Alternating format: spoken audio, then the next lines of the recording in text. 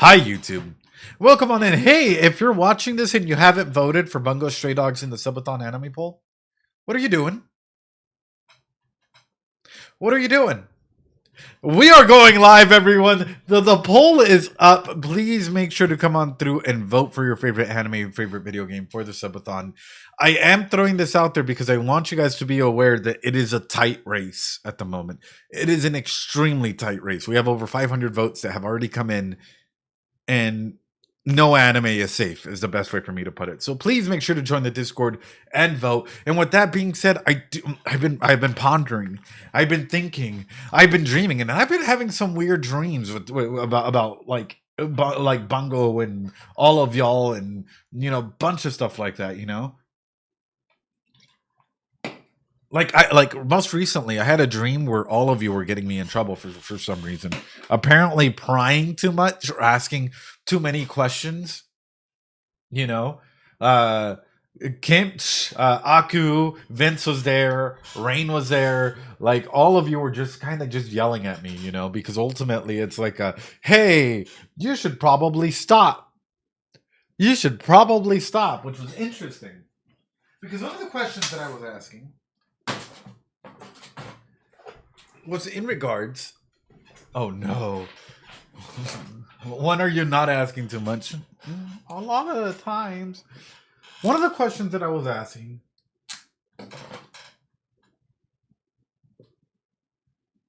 was about family. It was about family. Chat? How much? I was asking. I was asking specifically about what does the Zai what does the Zai's family structure look like? Is the Zai an orphan as well, or does the Zai actually come from lineage? Yeah, does the Zai actually come from a sense of lineage, where mom and dad were involved in some capacity, and everything is being pushed onto the Zai in terms of expectations and certain stuff like that. Which then brought up the next aspect, right?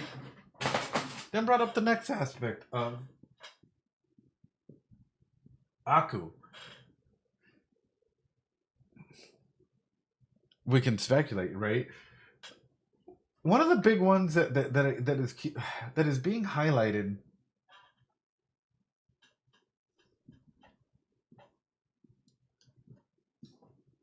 Does Aku have any siblings? And if so, to what capacity are they actively involved in their life? We know that Aku might have been an orphan, right? Is an orphan, and that the Zai took him under his wing, but we don't fully understand or know, or it hasn't been explained yet, if Aku has any siblings. And if that's the case, if they do have any siblings, is that a crush on their heart? We see Aku often presented as my XP bar is low. Like all of these things, just like TB man, really taking a toll, right? Really being hit with all of these things. But it like, and oftentimes it's like a heavy mask, but it's the way to attack him through family. That's where everything starts coming into like, what does lineage mean? And for Dazai, even ethically or morally, right? Is this change that happened because of Oda as in a way is it a way to save himself or his friends? Actually, I brought up a good number of questions, and I was thinking about this the other day, and I've been actively thinking a lot about everything, a lot about Dazai, a lot about every single one of y'all. Let me pull this up. Hold on.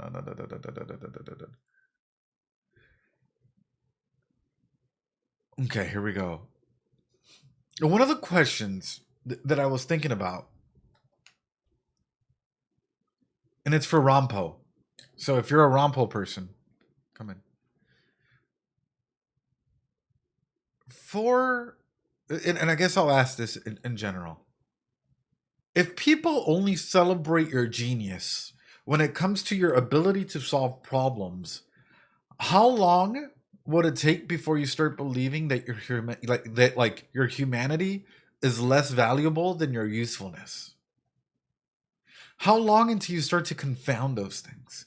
How long until you start to like mix in these elements as to like, well, me being praised is me being useful, therefore I am a good boy, right? As opposed to, oh well, if I don't want to be useful, I'm seen as less than, and where does that come through? And that's been a question that's been on my mind for Rompo, is where does that start like compounding itself, right? And then another one, right, is Rompo at times. Like there's elements of childish nature. And does he act childish or immature because a part of him has just never learned how to belong, without being protected, right? Is it because a part of him has just never fully realized and learned how to belong without him having this mask? Which comes into the other one, right? Sorry, this is my mind at work. And these are a lot of the questions that have just been like,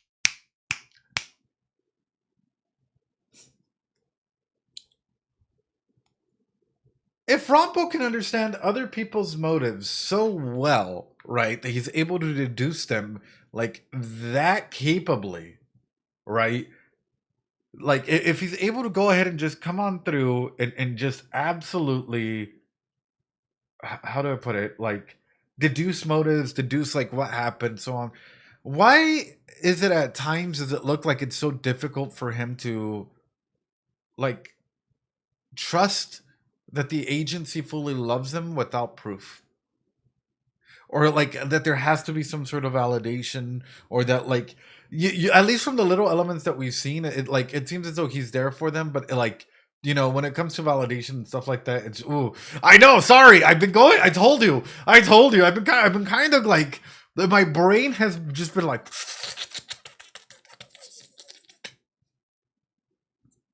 so and this is sort of unconditional love, which comes up, right? Is his mind a shield? I'll be honest. A good aspect of my intellectualization for a good period of time started off just straight up because I was a little different than the other kids in my age. Like, for example, elementary, middle school, whatnot. A bunch of kids would get excited over a bunch of stuff that I was just never into, right? So I really like started hitting the books, started hitting literature, started understanding like games and everything else, because it was a way to go ahead and understand my world, right? And my maturity level was a little bit higher than others. Understand my world, understand others, so much so that intellectualization or knowledge kind of became a defense mechanism inside of it, right? So if his mind is a shield, what would it mean for him to be loved in a moment when he's not useful, impressive, or genuinely correct? Pidge, I love you. Oh my god, that is such a dad joke. That is such a dad joke, Pidge. Ah. ah. But tush, I know. I know. Oh boy. Oh boy. Oh boy. Sorry, y'all. Uh, I ask these questions because these are all thoughts that continue to bother me. These are all questions that continue to bother me. And I hope that it's getting you to think. I hope that it's getting you all to think. I hope that it's getting you all to like further analyze and further see like, hey, he's thinking this manner. That means that it's already going in this way. That means that it's like, always thinking, always thinking. Yep, yep, yep, yep, yep, yep, yep. So there was some for Desai. One of the questions I had for Desai is like, if he was in front of me, what I would ask him is like, are you seeking any form of redemption because you believe that you can be forgiven, or because chasing forgiveness lets you avoid accepting that you are still alive? Or is this a whole aspect of like, do you want to keep Oda's will in that way and keep going after an aspect of self, and what forgiveness may mean for yourself, and for not being there on time, and for whatever that may be? how much impact does that have on you, right? Like, are you trying to become good genuinely? Are you trying to become useful enough that your past just feels less unforgivable? Chat, you go silent and it scares me. You go silent and it scares me. Hold on, chat. Hold on, you good?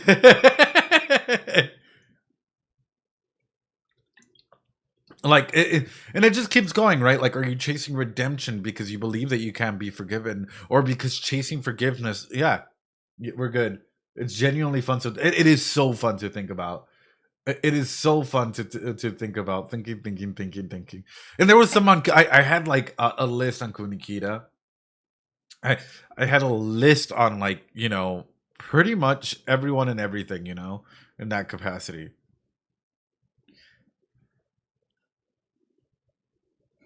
Yeah. Like, one of the big ones that I had for design in general is like, are you haunted by the people that you have failed to save, or the possibility that saving them would still have not saved you?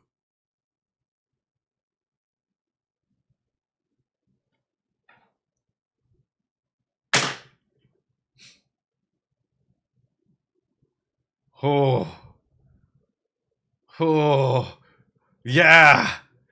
It's a marker drop there. Dazai is so fascinating. Dazai is fascinating. Mic drop, holy. Mic drop, holy. But these are all, like, for me, right? Like, sometimes I'll be stewing on it for a week. I'll be stewing on it for a week. I'll be stewing on a lot of these questions for quite a while, and I've been thinking about it. And I'll join the VC that you guys have, the spoiler VC, and I'll be thinking about, like, siblings and relationships, and I'll be thinking about, like, all of these things. Which, by the way, y'all have to present at the end of the season too, unless the OVA movie wins. Like, one of the ones that I had for Kunikita is like, are your ideals truly guiding you, or is it just a cage that you've built because chaos has one at any point in time made you feel powerless and vulnerable? He's a complicated little boo, yeah. And with that goes in with the other one, right? Is Kunikita such a disciplined individual and, like, strongly believes in order and all of this thing, because disorder reminds them that they cannot save everyone, because they are not able to go out and save everyone. There's so many thoughts, so many questions that actively come through, that are active in this environment, that this is why I love Bungo, because there's so much to dig in, so much to tear apart. And I guess the big one for you guys, and the big one that I think I'd ask all of them if I could have, like, a one-on-one session with them, and I'll ask you guys this: are you okay? Genuinely speaking, are you all okay? Have you healed from the traumas of your past? Is the child version of you okay? And if not, like, what like, what has hold you back? What is holding you back in that capacity? And if you haven't healed, what does that mean for you? Is that something that you feel is too heavy to carry as you keep going forward? You know? Are you finding new ways to take on life and give yourself new meaning, or are you just living day by day? There is no right answer to this. All of this is unique to you guys, right?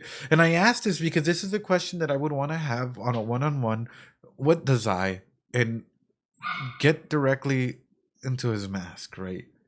Like, directly talk to him in this aspect, and be like, how have you guys learned to put on your mask on an everyday basis? And has it become so normal that you've forgotten the real you that's behind that mask?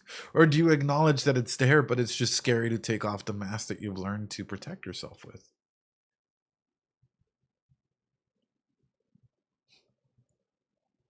That's huge, right? That is such a big thing in there that a lot of individuals just don't want to acknowledge, don't want to touch on, because we've all learned how to cope, whether it's through, going into circumscribed interest, right, and jumping into specific anime, a specific video game, jumping into using comedy as a mask, so on and so forth. Like, we've learned how to cope with our world and with our environment. And for Desai, that's a big question: is, at the end of the day, when everyone is gone and it's only Desai, does that scare you? If a Desai is in the middle of a forest and screams, right? Is Desai truly screaming if no one's around to hear it? Hmm.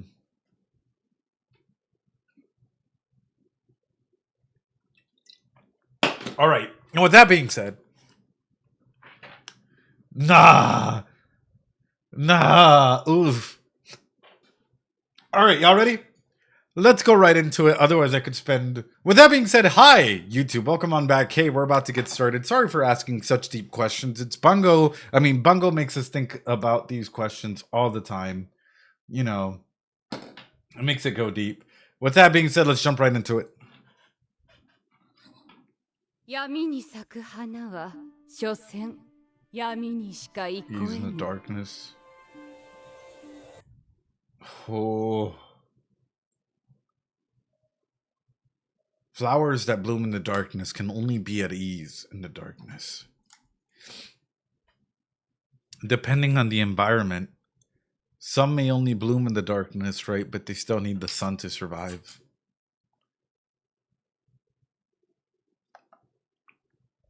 Just like some of you, right? At times, the darkness may feel familiar for you, but yet the sun still rises.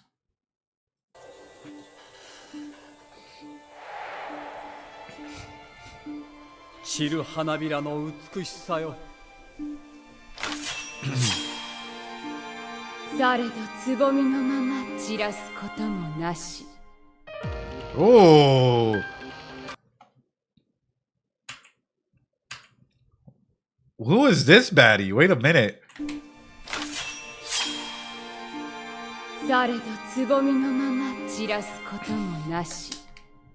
Yeah, wait a minute. We're getting a new character introduction, episode 5? Hello?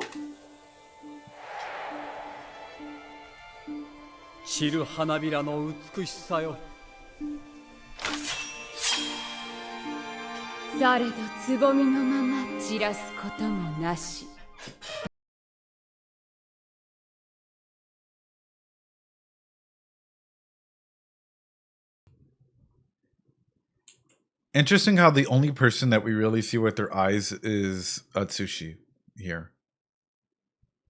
At first, right before it goes into the group shot. What is everyone hiding?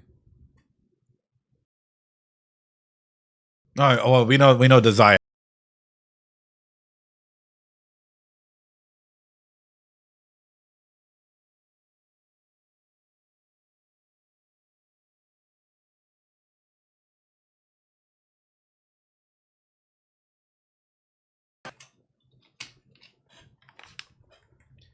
Is the city gonna get destroyed? Or on the verge of destruction? Wait a minute. Hold on. Is the city gonna get to the verge of destruction? Seeing as though they're literally not even like in the detective agency, they're in a pile of rubble, and it looks like they're like a last line of defense here, right? Even the siblings are a last line of defense here, and you know Rampel's in there. Like Rampel doesn't have to be in here, but he's here. Is the city gonna be on the verge of destruction here? Considering that they're not in, like, you know, if we looked at opening 1, right? They're walking through somewhere, right? As though they're going together, but now they're taking a stand, and they're taking a stand in and Atsushi's in the middle, and they're taking a stand in an area that looks like it's already been messed up and rubbleized. They're aura farming right now. Is Yokohama in danger? Chat. Is Yokohama in danger? Do we need to evacuate there? Oh.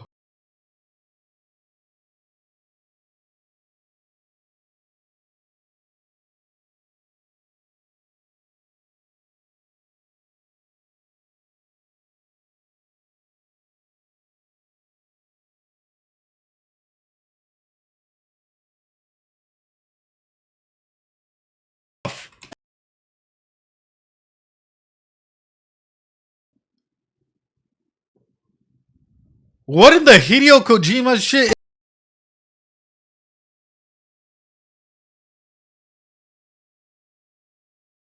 that Moby Dick? Wait! No fucking way. That's a giant ass whale. Literary authors.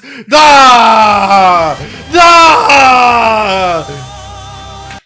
Ah! Fish. In case you guys are wondering, I gotta showcase this real quick. Just a puppy. What do you mean?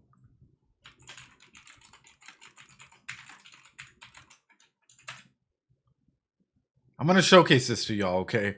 This is from Metal Gear Solid 5, one of my favorite directors, video game directors, whatnot, of all time.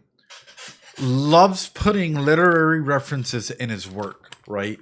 And at times it's symbolism, the man on fire, so on and so forth. I'm going to show you a quick clip from this, and you guys will see how quickly I'm able to go ahead and see this. Okay,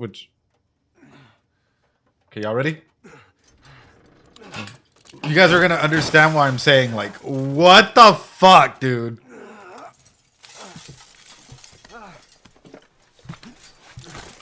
Although this is Ishmael and Ahab, reference here in Metal Gear Solid 5. Sorry, spoiler alert, but you guys will get what I'm getting at here.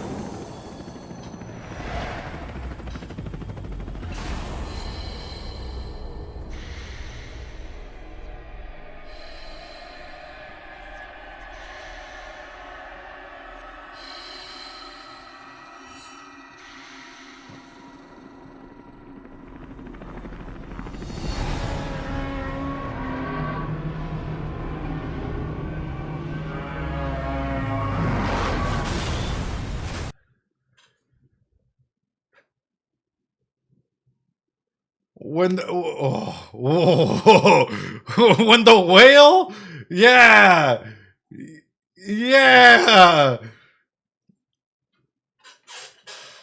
I don't think fish are supposed to be on fire, but it's a representation towards like reality and God and self, right? Like that's what Moby Dick is supposed to represent, right? Change in that aspect, right? The Metal Gear's amazing. Metal Gear's amazing. There's so much symbolism inside of that, but we take a look at this and it's like, wait a minute.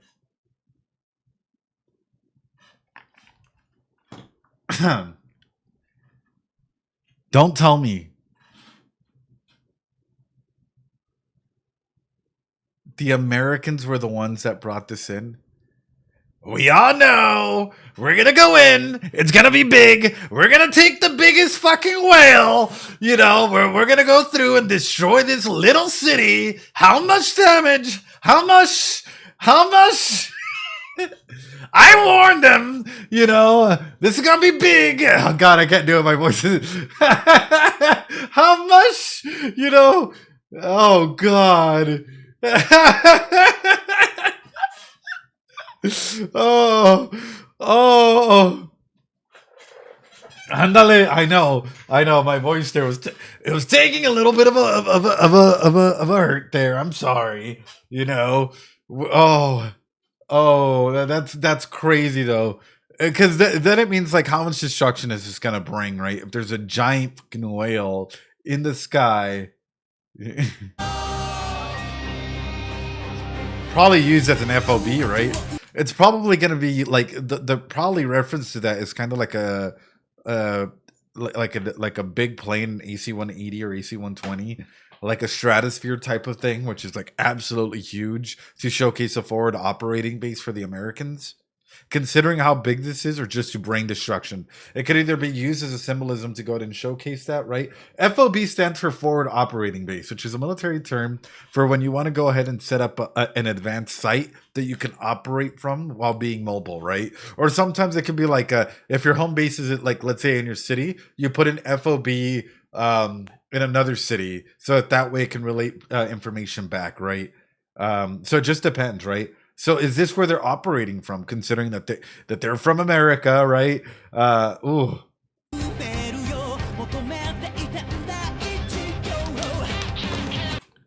Oh God.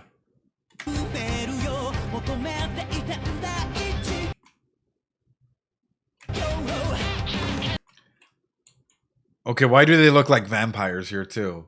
Wait a minute.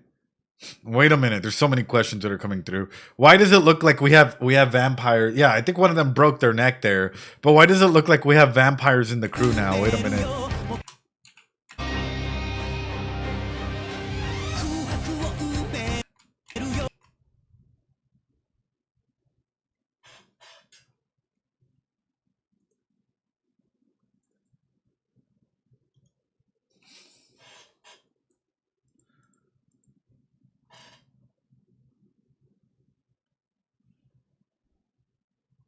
Who's this lady?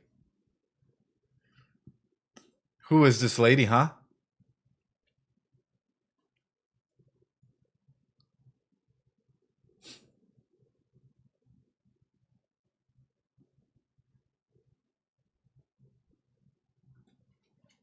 Yeah, I'm like instantly. I saw it fill up, and I was like, nah, nah,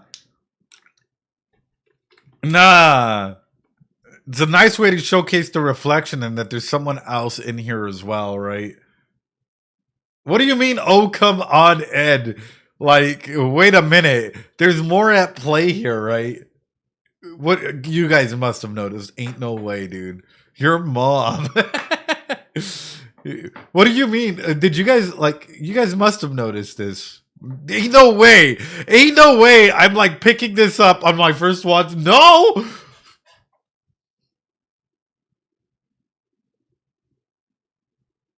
This is my brain at work, dude. It's like legitimately. I saw a weird photo, a weird moment, and I'm like, this is weird. This is weirdly specific. Okay, so then clearly, this person's going to be an important figure. You aren't Rampo in disguise. What can I say? Have you ever seen Rampo and I in the same room together? You know? I know. Ooh, sparkly drink. Mm. Anyway. Oh, I don't want another picture.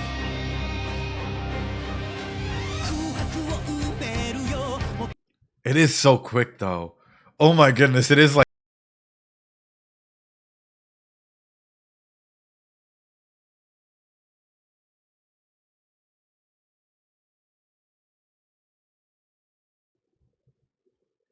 Interesting that they try and.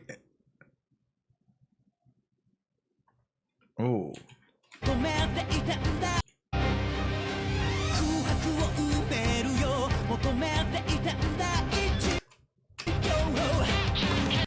His glass is empty. And it's half full there.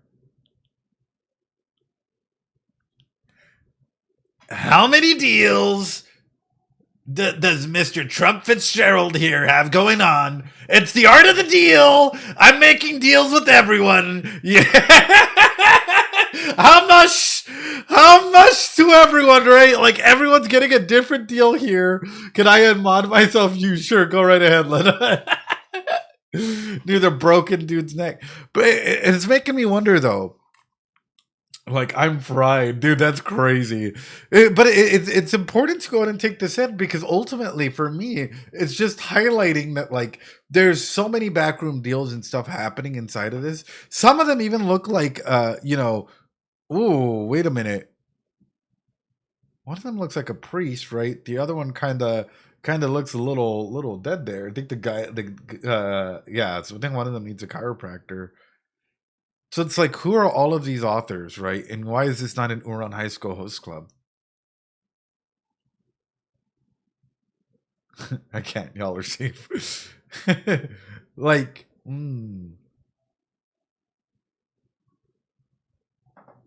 what's that one author?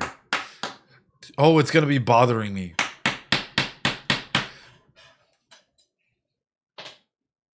Oh, it's gonna be bothering me. Oh, kiss, kiss, fall in love. How much? How much? Hey, hey.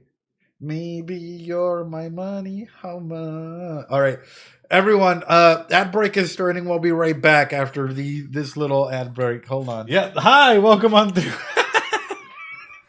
Welcome back. This poem is just horribly wrong. Welcome on in. Red Velvet. Ooh. Ooh. All right. Perfect. Why don't we take a moment here? I've been thinking a lot. I've been thinking a lot. I've been thinking a lot. Hold on.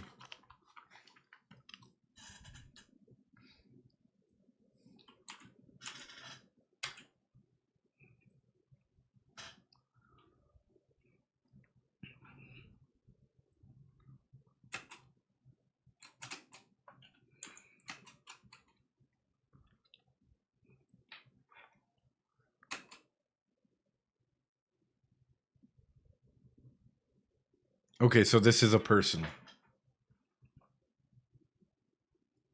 Back on the yeah. Because it looks like there's a frame behind them or something behind them, or they're seeing outside a window. What is his fucking name? I'm assuming these are all going to be American authors. It's going to drive me up a fucking wall here, unless I get it. Sorry for cursing a lot. If he's goth or he's just a priest. Well, it reminds me a lot of like the literature that was written in the 1700s, 1800s. There was a lot of like a lot of American literature like that was really passed down into like Puritanism and ideals and stuff like that. And just from the outfit that they're wearing, it kind of reminds me a lot of like the older priest and the older elements in there.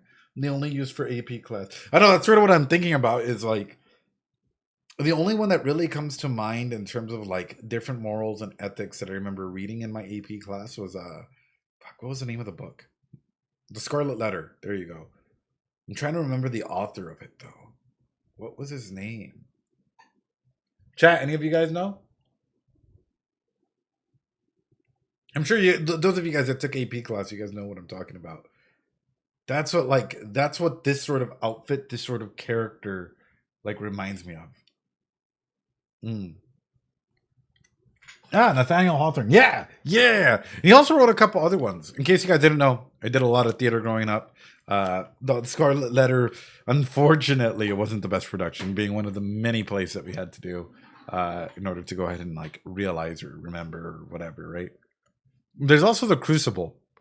I don't remember who wrote that, but that's another good one.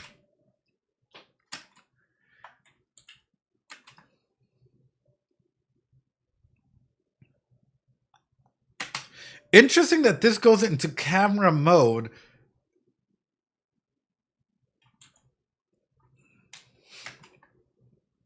Not for this, but for them, as though it's like horror, lost and found footage. You know, this sort of element that is going on in there.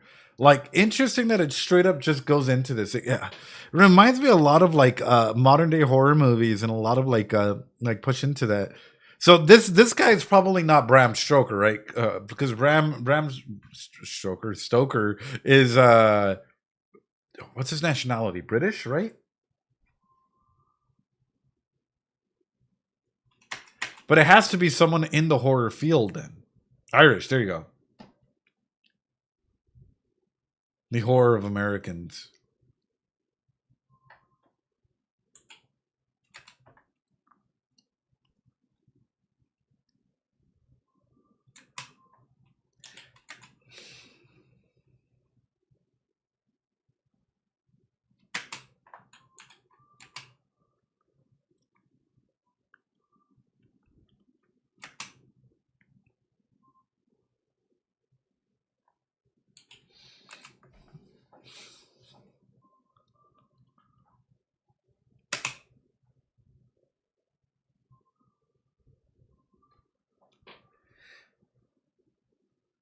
As Edgar Allan Poe. Good luck, Ed. Edgar Allan Poe is an interesting author. But I don't.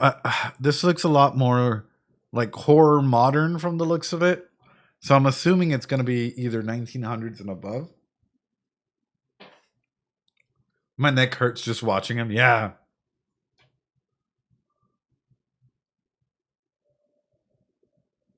This is a type of guy that I could totally imagine.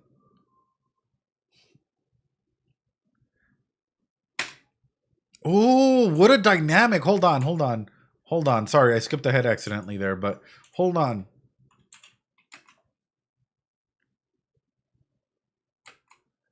You have Puritanisms, these ideas of like ethics and morals of priest on one side. And then you have this horror Necronomicon type guy on the other side that's able to crack his neck and stuff like that. Like, fuck. Who's the guy that wrote the Necronomicon? I know he's American. If I remember correctly, like Rhode Island, right? I think that's where he was born. Or Providence? Providence, Rhode Island? If I remember correctly. Fuck, what's his name? I have such random fun facts in my head. Chiropractors hate this man, but wrote like the Call of Cthulhu.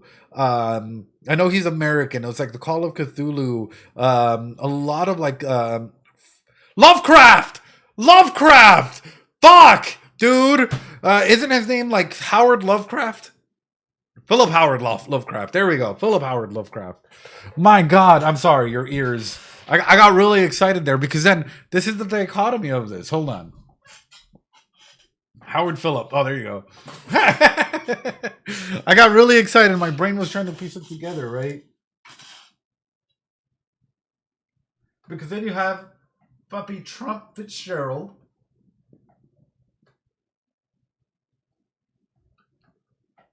Then you have the priest guy. Then you have Lovecraft. Or horror guy. And you talk about ethics and the subversion slash. So you guys know what I'm talking about. Subversion slash horror, or like what is it, like retrieval? Subversion of them. But yet Trump Fitzgerald is in the middle. So what does that mean? How far is Fitzgerald going to go? How far is he going to go to challenge everyone? Challenge everything, chat. Not only that, what does power actually mean? And how is he in the middle of a balance between them? Does that mean that Fitzgerald's ability has something to do with either influence, power, or money, and therefore balancing all of that out and helping them retain some sort of element of that? Sorry, I'm thinking about it now, and I'm like, hold on. Because then when you have subversions like this, at what point do individuals stay loyal to you or not? Thinking thoughts. At what point would people maintain their loyalty to you in any capacity or not, based on this on this information, based on this amount?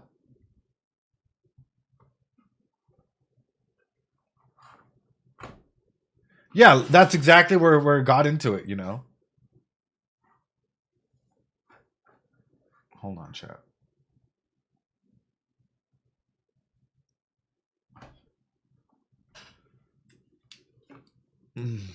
I don't know.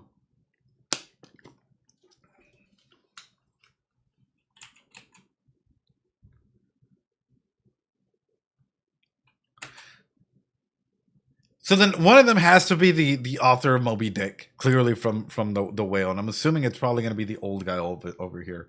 If I remember his name right, it was like Herman and Melville, right? I think so.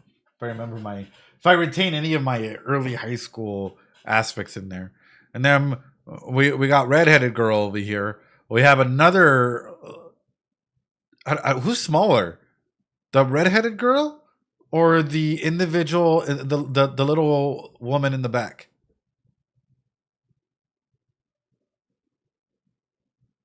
Who's smaller?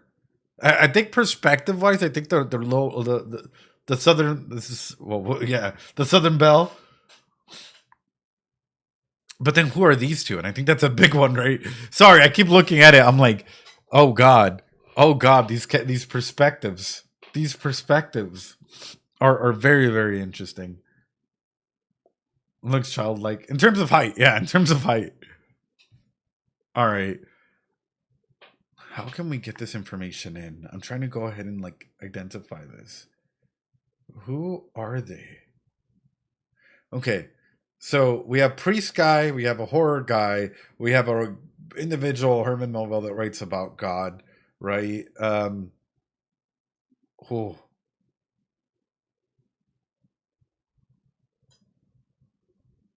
Maybe it'll be explained in the future. I got to keep my brain going here, otherwise we're gonna be here for like 10 hours.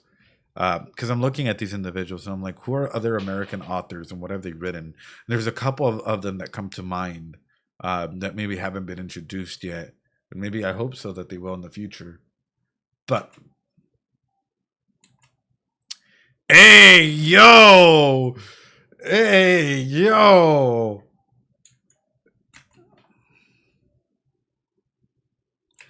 You know who I'm surprised, like, maybe they will. Is Edgar Allan... Hold on. It's 6 a.m., Ed. Take your time. Thank you. Hold on. My memory might be forgetting me. Oh, he was. I was going to ask, is Edgar Allan Poe American? He is. Huh. Would that be an author that we see? Would that be an author that we see at some point in time? And if so, possibility maybe. And if so, comes into question, right? Hold on. Is that Edgar Allan Poe over here? But no, the digitalness brings it a little bit more forward. So then, is that Poe or is that a Lovecraftian author? Like, who is that vampire guy? And then, what about Mark Twain? That's another big American author as well, unless we're skipping some authors altogether.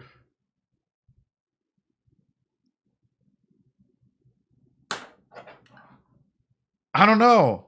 What is it? I think like some of the big five, right? Whiteboard time. I love Edgar's books a lot. Do you? Because here are the authors that like come to mind, right? In some capacity. Again, I don't fully know. I guess older authors, right? Let's start going with Herman Melville, Mark Twain. Of course, we have Fitzgerald. Who else, chat? Nathaniel Hawthorne.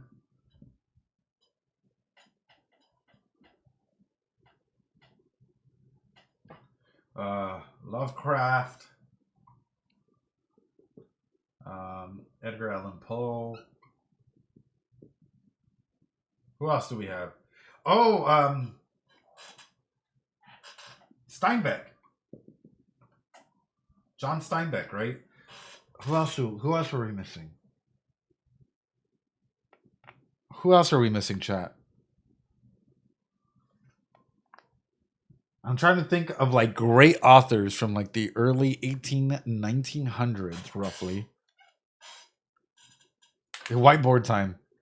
American female authors. Yeah, we're missing a lot of female authors. I'm trying to think of like specific authors.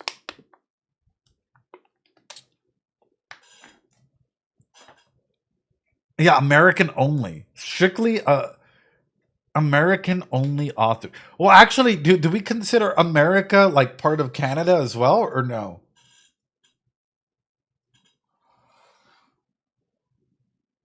Hemingway. That's another one.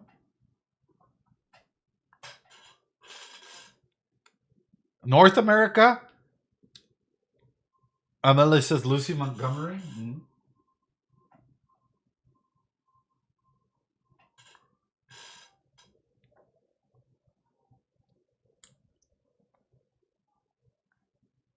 The Wizard of Oz.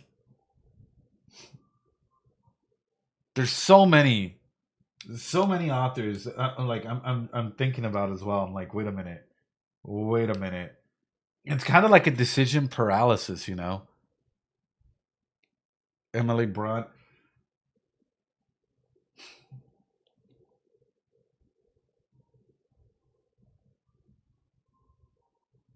Laura Wilder.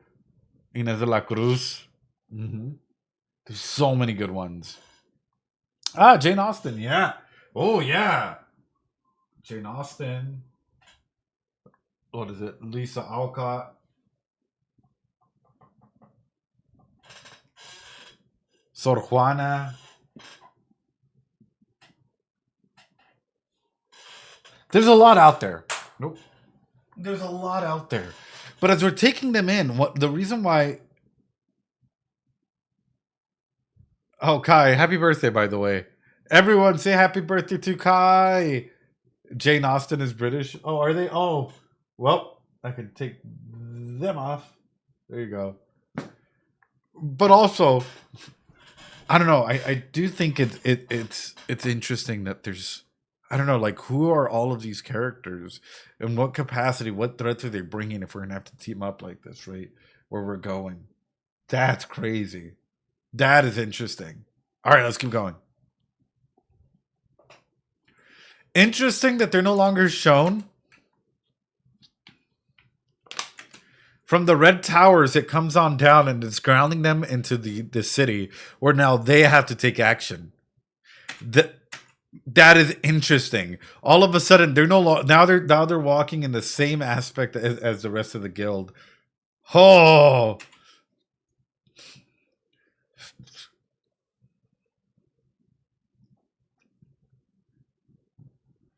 Aku! Oh, Aku! Why do you look so hurt?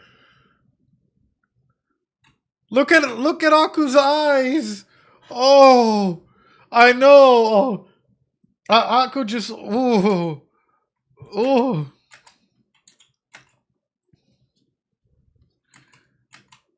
Oh, Gingy looks angry. Gingy looks angry. When the squad pulls up to that McDonald's after 3 a.m. and you're ready to tear into that burger, this is what this looks like. When you're aura farming to the McDonald's after a night out.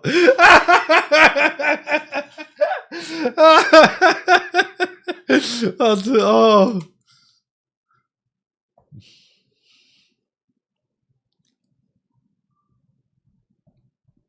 Oh. Sushi!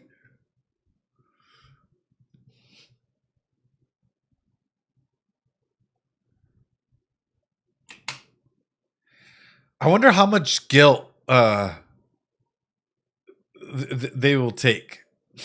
Aku, like, TB Man, Sushi, everyone, right? In this regard, I know, especially Kyoka. Think about it, right? If they're tied to the hands of fate, and at any point in time, all this destruction or what may come, they may feel as though that, like, it is a part of them. But how long until Kyoka genuinely feels as though they are a part of a family? So, like, the hands of fate are no longer tying them up in this way, and they are a part of the detective agency. They're not just bothersome. They are legitimately, like, there in that regard. Probably a while, and it's gonna take an effort, right? Because ultimately, Kyoka's been tied up, like, Kyoka's been played with, and there's been a played thing for a good while. Ooh, ooh,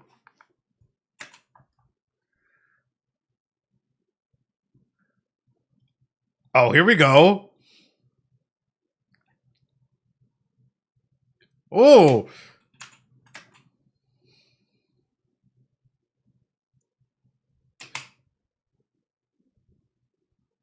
who the fuck are you, child? Oh, hell no, hell no! I don't trust children. I don't trust children in anime. Yeah, especially carrying a creepy ass doll. Oh, hell no. Hell no. Oh. Oh, I fear kids in anime that have star eyes. Oshinoko reference, in case you guys are wondering. I don't trust children in this aspect, Nice hair and fit. Oh. Oh. Oh.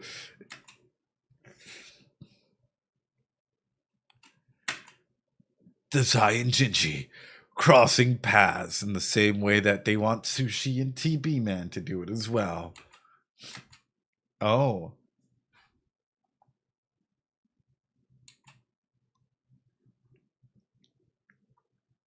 Oh. And he's making it rain. Of course he would. Of course Trump would. Of course Fitzgerald would. That's a crazy height difference. Yeah, the parallels in that is great. How much? How much, chat? How much? Give me some money. I know. Money, money, money. Money, money, money, money, money, money, money, money, money, money, money. So when we're looking at this, again, right? They're highlighting that money is their power. that money is their power in this capacity.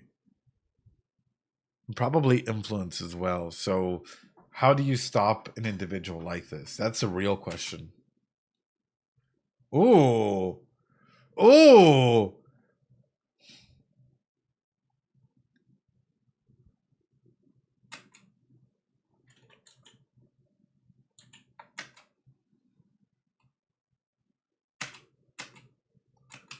Welcome, Fitzgerald. It's probably literally going to take Aku and Sushi teaming up on Fitzgerald in this essence to like really showcase to him what they got to do, right? Like, yeah. Like in this instance, it's like both of them carry their wills together, you know, and that tag team dream team, it's gonna have to happen. Very interesting OP. Very interesting OP.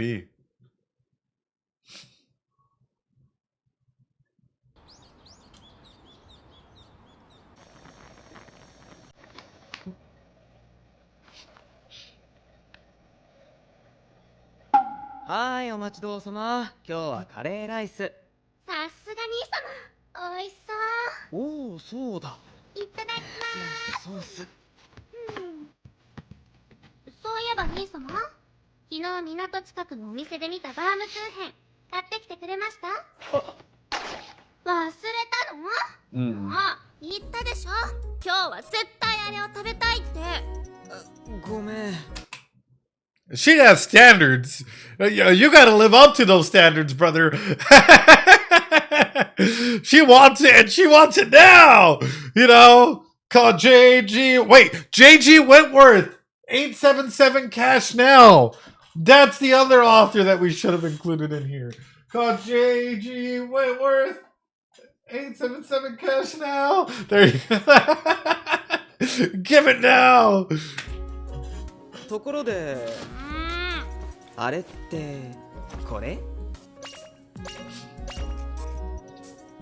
兄さんかな？どうしてやる？やめて。Hey. 兄様、お食事中までお仕事？死刑から聴取記録が届いたんだ。京香ちゃんの。確かポートマフィアに拾われる前は孤児だったって。その孤児になった理由だけど、ご両親が殺されたんだ。Right. 犯人は。Oh, even a little desk. Oh.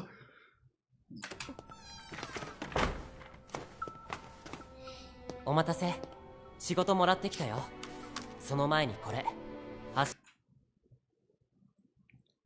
Here's the thing with the siblings, though. Is I feel like for a lot of individuals, a lot of like, I guess I hate to put it this way, normie emoji reactors or normie people, they're gonna look at the siblings and immediately it's gonna be like, let's get over with them, right? Like, I don't want to interact with them. I don't want to have anything to do with them in screen time or anything like that. But yet they're showcasing a very, very important story. And here's this: where are their parents? Where are their parents? Oh, they're in this together and they only have each other and they're really relying on each other and they built like, you know, they're trying to establish boundaries in some capacity without fully knowing where that boundary limit is. And, you know, they're trying to like find a way to go ahead and like, you know, maintain a job and interact with others and help out others in that regard, right? Like they probably have so much more parents in this orphan anime. Exactly. They have a lot of like aspects and opportunities to offer people in terms of like, hey, this is how people, right?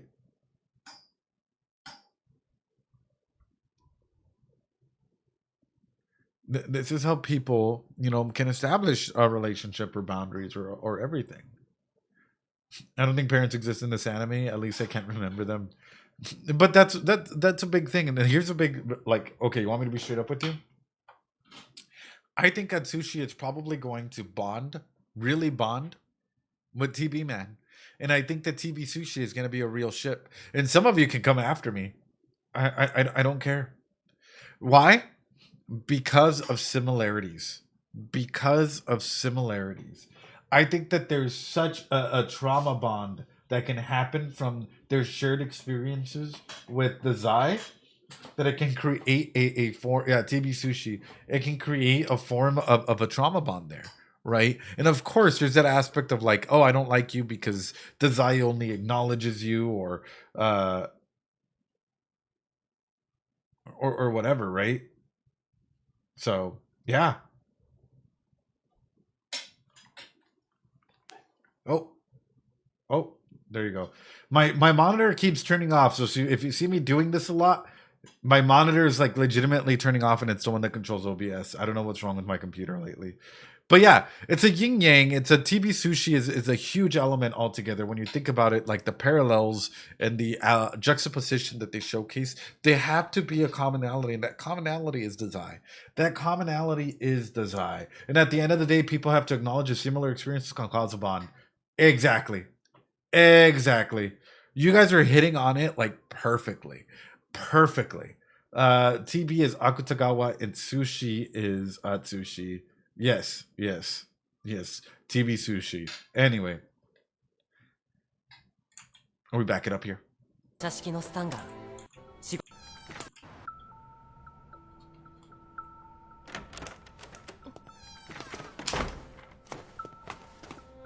お待たせ仕事もらってきたよその前にこれ発射式のスタンガンポートマフィアも狙ってるだろうしご信用にってまあ今回危険はないと思うけどどんな仕事？この証拠品の封筒を法廷の判事さんに渡すでこれがその判事さん了解完全に記憶した You're not killing him. Please. Please. Kyoka, you're not killing him. Please. Please. Face memorize. Goes over there and it's like, well. old habits. He won't see me coming. 違う最初の仕事は建物に侵入して2人殺すことだったそうか彼女はずっとヤシャ白雪は殺戮の異能力他者を殺す時のみ強化は意味を得る、私頑張る入れない？許可が必要です。でも約束の時間がそこの手続き用紙に記入して受理まで待ってください。約束の時間が規則ですから。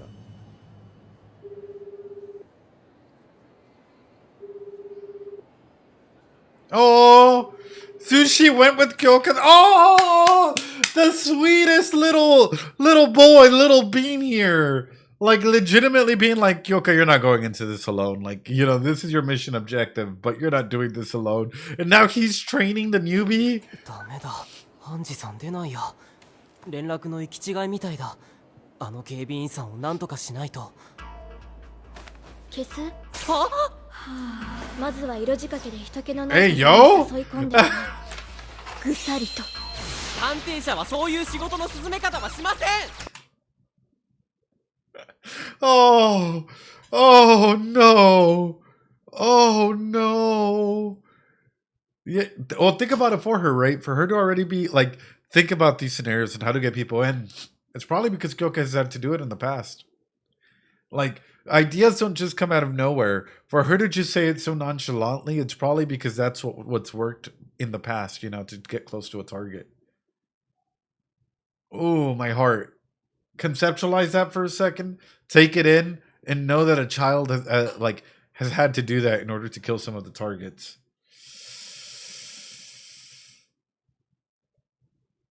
Yeah, it's heartbreaking. It is. It is. But how many child soldiers and stuff are out there? A lot of individuals seem to want to like close your eyes and not imagine that there are child soldiers out there and available and that like are you know that are part of like assassination attempts and stuff like that. But there are.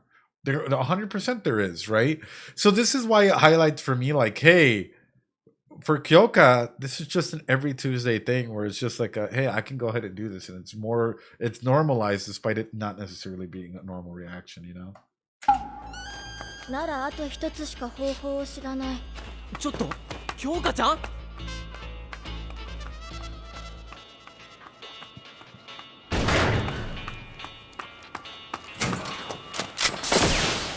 Ooh!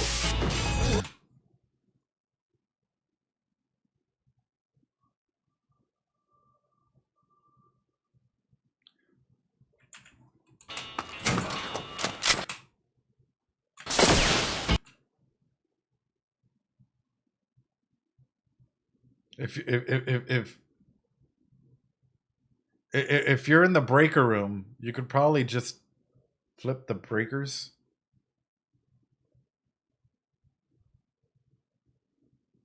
She's just a kid, though. She's just a kid, though. She probably. Oh, if it works, it works. Oh no, she's doing her best. I know, but it's not. There has to be aura farming, you know. I'm over here just like, oh, you're in the breaker room. Just go through and just flip the breakers. Probably take one out and walk out for a bit. Aura farming is okay. Oh, I love her.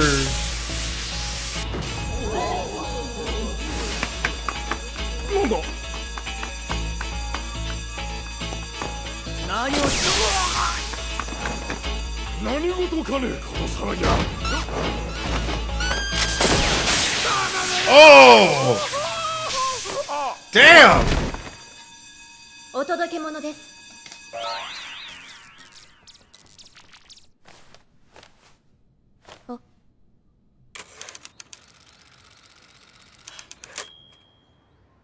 Got in a lot of trouble. Oh no! はい。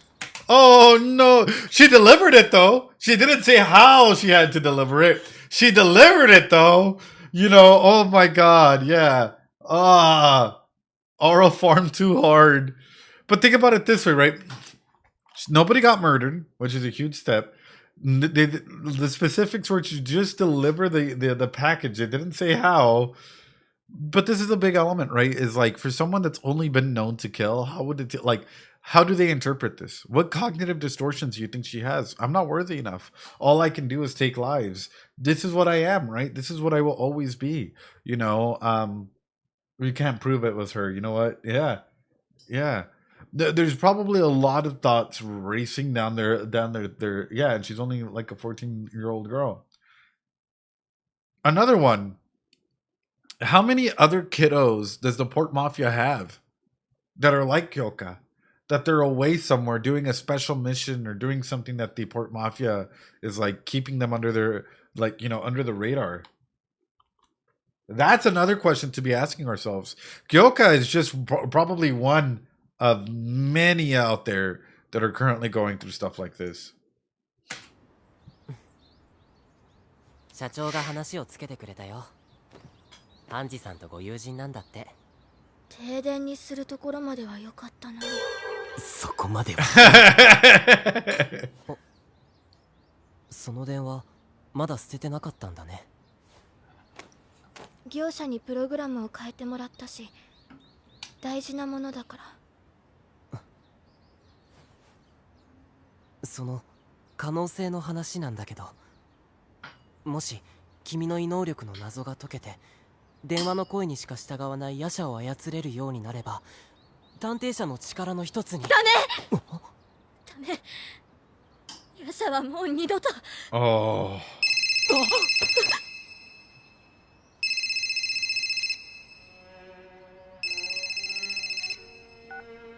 夜叉白雪よ、教科に嘘の世界を教え。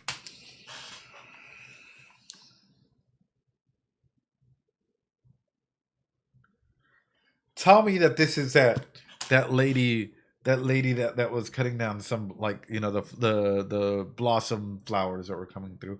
I'm gonna go drop kick her. Please. I didn't know that old phones could activate like that. I didn't know that old phones could just activate like that. Are you speaking of the new baddie? Yeah. Yeah, I will. Like, you threaten the bean, you get the feats. Like, no, yeah, but also I didn't know that like old phones had that speaker capability, like to just turn on randomly and be able to do that. That's a, ooh, ooh, ooh. いる者に罰を与えよ。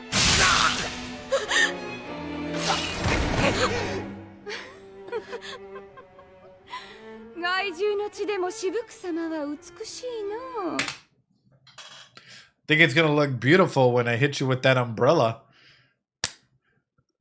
These hands are rated E for everyone, and at this point in time, you fucked up with sushi. You're gonna get in trouble with me. Nah. You just don't come through and stab sushi at him. Luckily, he'll be fine. He'll be fine. You know, he'll be fine. But you oh. そうは思わぬかえ。 Executive. 愛しの強化や。わっちがどれほどそなたの身を案じ胸を痛めたか。このような獣畜生どものもとにそなたを残すことになって。じゃがもう心配はいらぬぞ。何も患うことはない。わっちが守ってやろうぞ。彼女はもうポートマフィアには戻らない。彼女の力は探偵者の仕事で振るわれるべきものだ。Shouldn't her abilities be for her to decide what she ends up using them on? Whatever she decides is the best thing for her to use her abilities for, and what that means for her. Or is she only useful because of her abilities? And does she tie in the value of her life based on her ability usage? That's a scary thought, because then we're perpetuating a cycle of worth. Yeah. That is such a scary thought. Because imagine this, right? It's like if you go into your work environment and you get sick, nobody cares about you, right? But people love the work that you do, but they don't care about you as a person. How healthy is that work environment?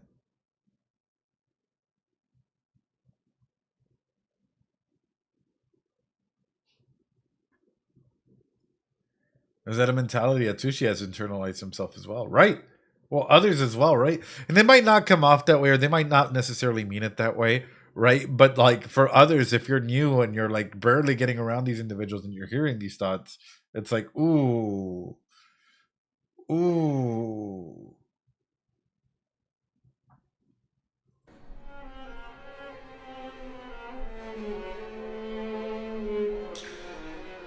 やはり王外殿の許可など待たずすぐに迎えに来るべきであった。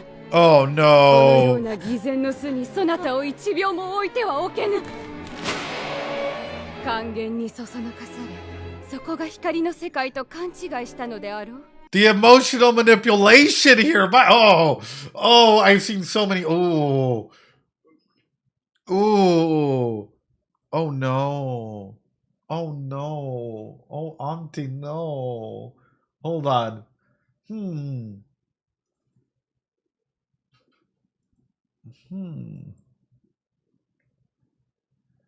I wonder what we're doing here, right? Oh, yeah, we target insecurities here. We evoke a little bit of fear. We generalize what people are doing. What they're saying. It's just like we ignore it. We gaslight them. A person makes their victim believe their understanding of reality. We criteria shift. Oh, wow. It's almost as though we're using a lot of the emotional manipulation tactics here just to try and see, where they come through, right? Ooh.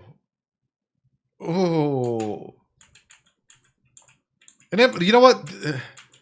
That's what I'm saying. For me, this reminds me of how a lot of parents, like, straight up, well, at times they'll emotionally manipulate their children,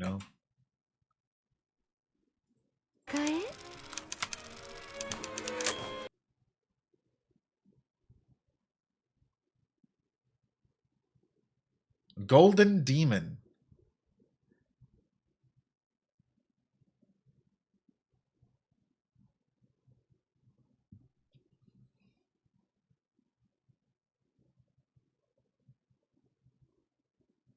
愛しの強化や Yeah, like a わ printer. っちがどれほどそなたの身を案じ胸を Yeah, demons know exactly. I'm こ like, の wait. ような獣畜生どものもとにそなたを残すことになって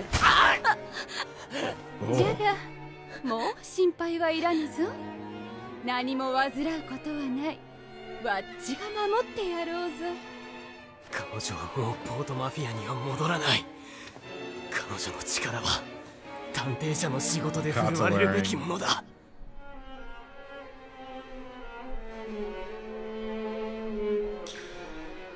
やはり王外殿の許可など待たずすぐに迎えに来るべきであったこのような偽善の巣にそなたを1秒も置いてはおけぬ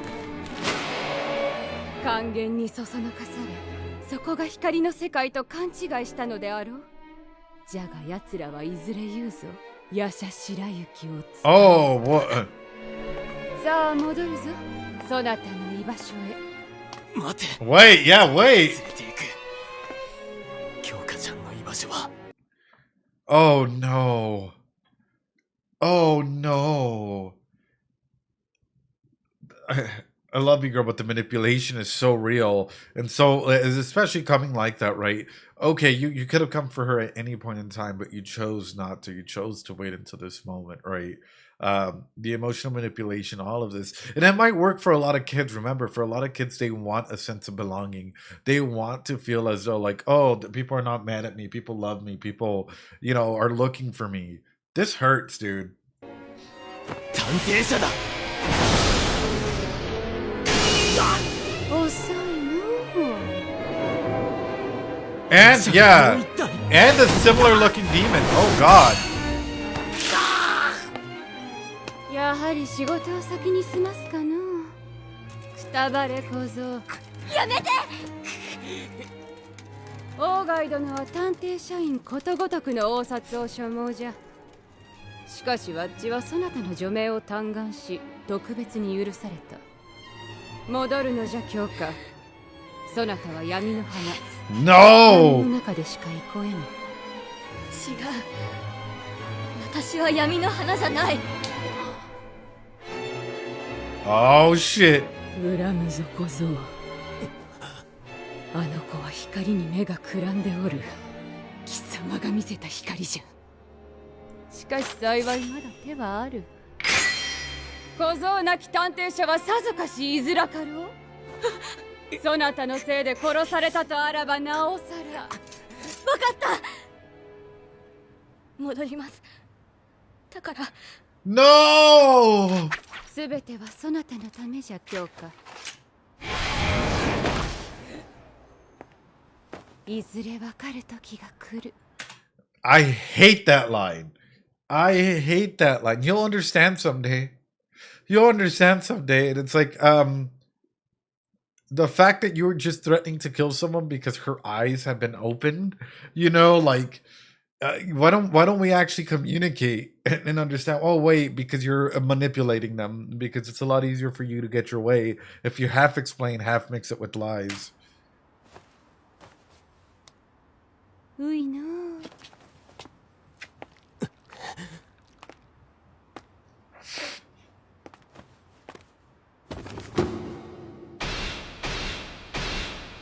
Oh! さすがじゃ強化まるで殺気を感じなんだ明るい世界を見た知らなかった頃にはもう戻れないそれを使うな強化使えばそなたは夜叉白雪私の敵を倒して僕のロシなんて号がこの国の道狭すぎだね目的地まで歩くしかない Oh, his voice! 早く終わらせて帰りたい外出は4年ぶりだ His voice! Also, I'm assuming the worst for Kyoka right now, right? I'm assuming that Kyoka is definitely relatable. Is definitely, gonna go through the ringer in a bit here. Hold on, chat. My brother.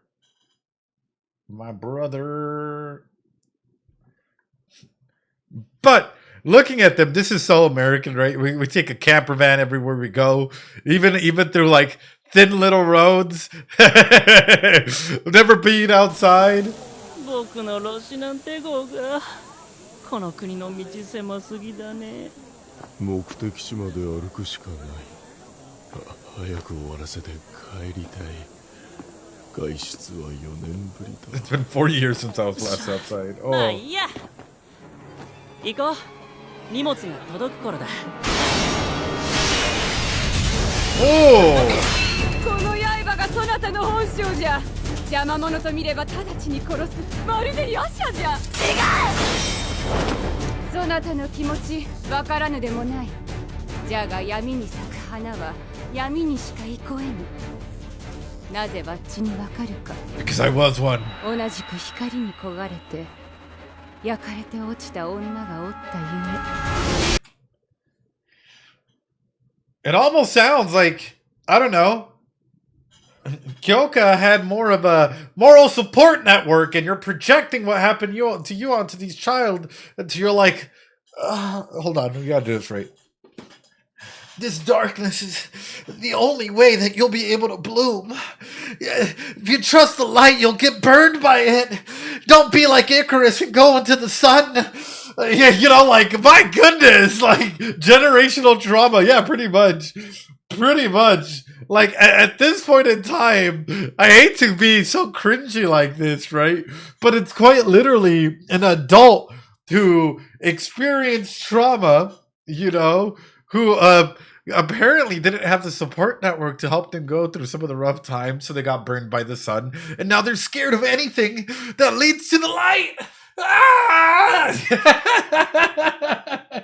Oh yeah, I know. That's what I'm noticing. A lot of the port mafias usually have some, you know what? The port mafia could be fixed. I can fix the port mafia. They're all broken.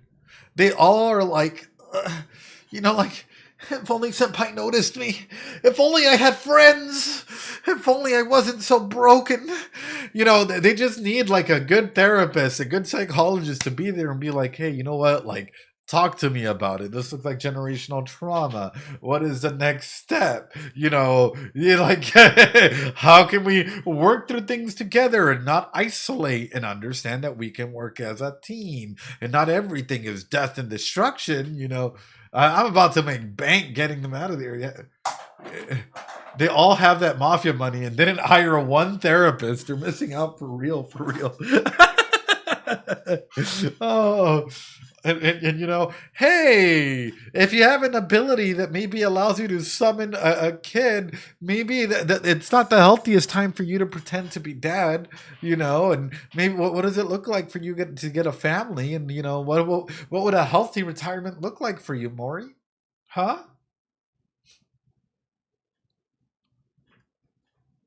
And that's the thing is, please teach me how to fix this eye so I can rhythm. That's the thing is, unfortunately, there's like, these are individuals that are always in fight or flight, so they're not really going to try and would take any form of therapy. But unless you challenge them and you broke their worldview, and that's where Evil Ed would start coming in. And that's where that rage bait master starts coming in, to the point where you have to break their understanding of their world so that way they can start seeking help. You know, I don't think Aku's therapist would come out alive or well, but that would be great. Yeah, no, Evil Ed would go through and would like absolutely start breaking them, you know, because there is a way to break every single one of these individuals. And for you know, for this woman in particular, you're telling me that she is struggling and is projecting and is using all of these defense mechanisms in a child, because ultimately what happened with their child self, and where is that lost child? Would that young you that still had hope be proud of where you are today? Would they love the version of you that came out? Or is the mask and everything that you're wearing just a simple defense mechanism that you're trying to keep up? Because ultimately, it's easier for you to go out and say, hey, you know what? I grew up this way, and I've justified my actions in this manner than going ahead and ascertaining in this, and like ascertaining, you know, what happened and that there was no one else out there and that they didn't reach out for help or there was no way to get help at this point for them all. Yeah, I know, right? Anyway, sorry. Y'all ready? 戻れ、強化。戻りたくない。それでも私は目的のためにあらゆる殺戮を正当化するその本性は変われぬ。でなくばそのように夜叉を使えるはずがない。なぜなら夜叉はそなたの両親を惨殺したのだから。なぜなら夜叉はそなたの両親を惨殺したのだから。By whose design? By whose design?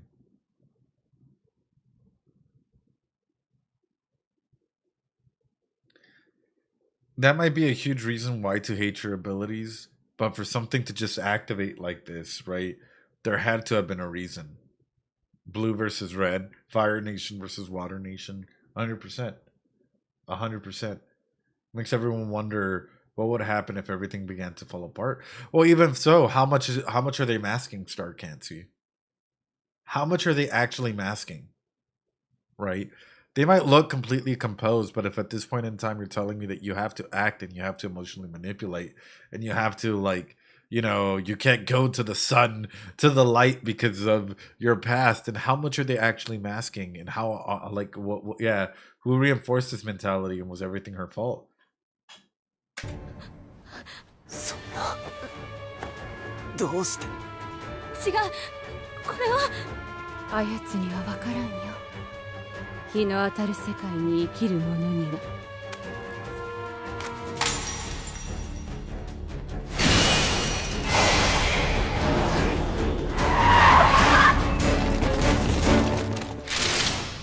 もう居場所を求めて刃を振りかざさずともよい。わっちが守ってやる。頭を下げてください。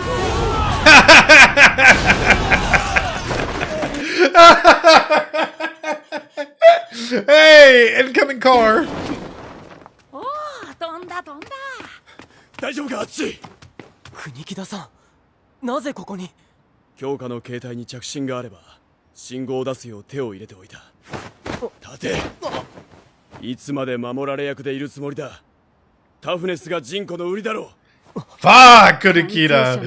Ah! 強化にこれ以上毒の光を見せるな。わあ、タイミング最高。衝突1秒前って感じだ。もう少し遅く来れば楽できたのに。It's a three-way! 構わないが、大勢の視線がかゆい。All these stairs are making me uncomfortable. ギルドの給料分は。Steinbeck! Oh, the grapes of wrath! Oh! Oh! Sorry, I'm yelling here. I'm yelling here because what the? Oh! Oh! Oh! Left! Wait a minute! Hold on!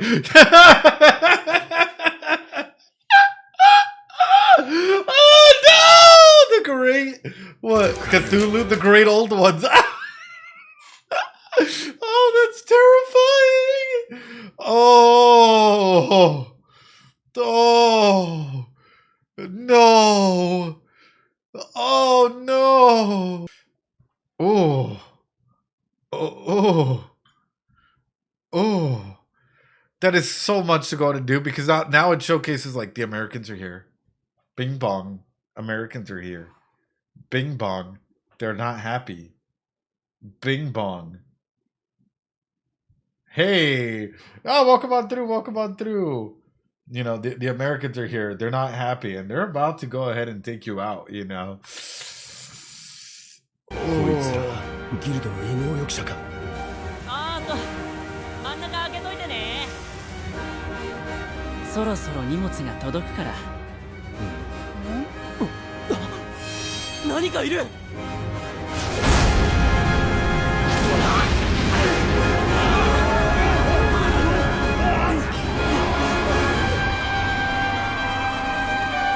Oh fuck. Oh fuck. Oh fuck. I like how it was just an everyday fight between like the guild and the detective agency, right? It's an every Sunday aspect. And now the Americans get involved and everything goes to shit. Like, this is peak though. Oh yeah, our luggage is coming through. Hold up.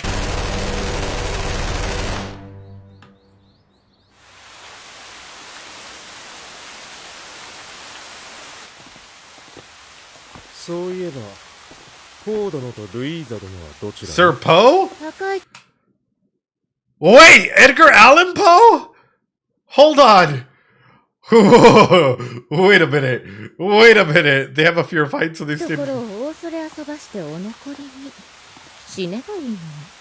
楽な仕事だったね、牧師殿。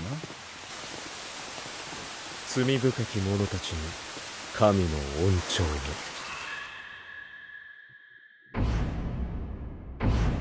Well,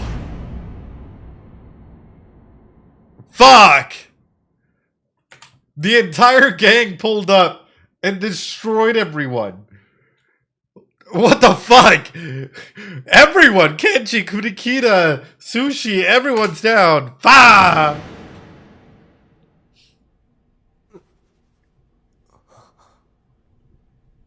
ここはどこだ。確か僕は敵にやられて。いい感じに大怪我じゃないか。あっち。さあ、治療の時間だ。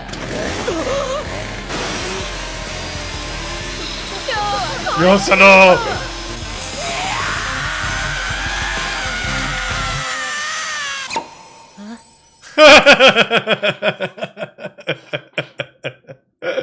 Oh shit! Yeah! Oh god! Oh, she had a field day today with that, the best doctor. Oh my goodness. まったく不甲斐ないね。私の能力がなきゃ今頃揃って土の下だよ。具合はどうだ。社長、申し訳ありません。俺がついていながら。よい、少し出る。でも今外出するのは危ないんじゃ。Oh, he's pissed. Yeah, oh, he's pissed. ねえ、エリスちゃん、食べ過ぎは体によろしくないよ。なんで？甘いは正義。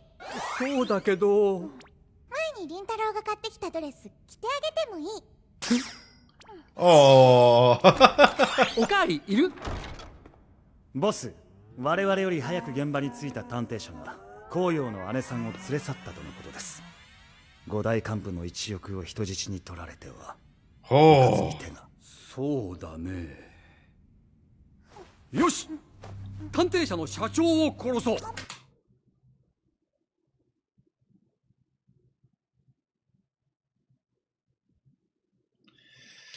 Have you ever just tried talking to them, Mori? Have you ever just tried... I love Jinji, and I love the fact that we see Jinji again. Have you ever just tried, oh, I don't know, being like, hey, just trying to see if are they okay? Like,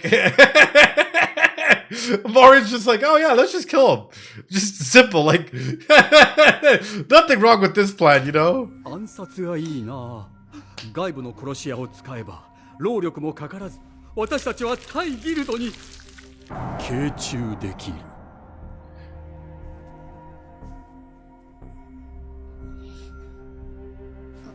やあ、姉さん。ご無沙汰。確かに久しいの。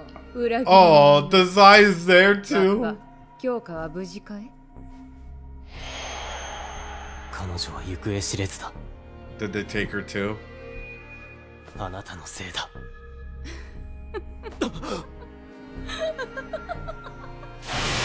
何がおかしい？ I will say though, she is really pretty. That's all I will say. But also, yeah, this looks like a big family meeting, and you know, Papa Dazai is not gonna let Sushi, interrupt this.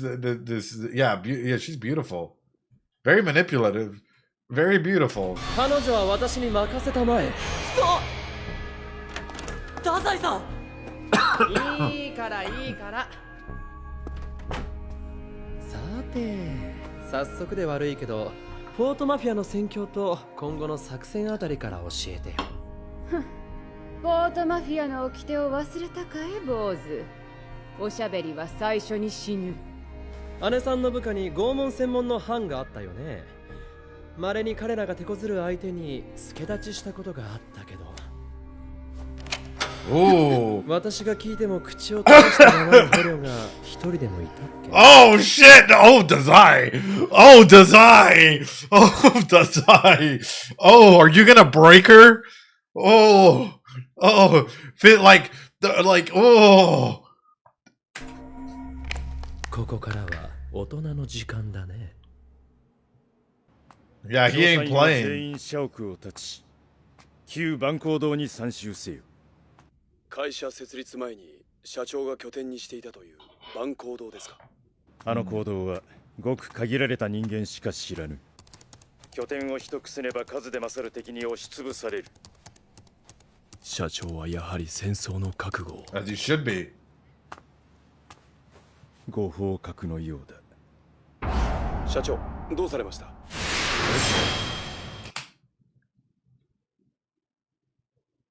You're at the port.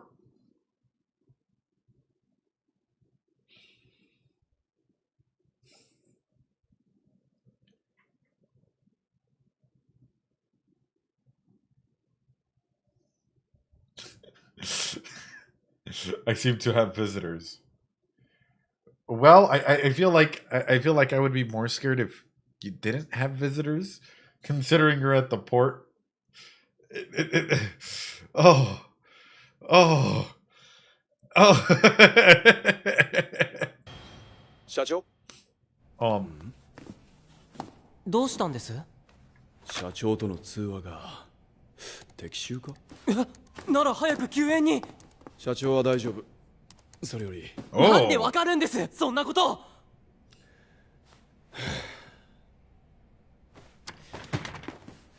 俺の手を掴んでみろ。すぐわかる。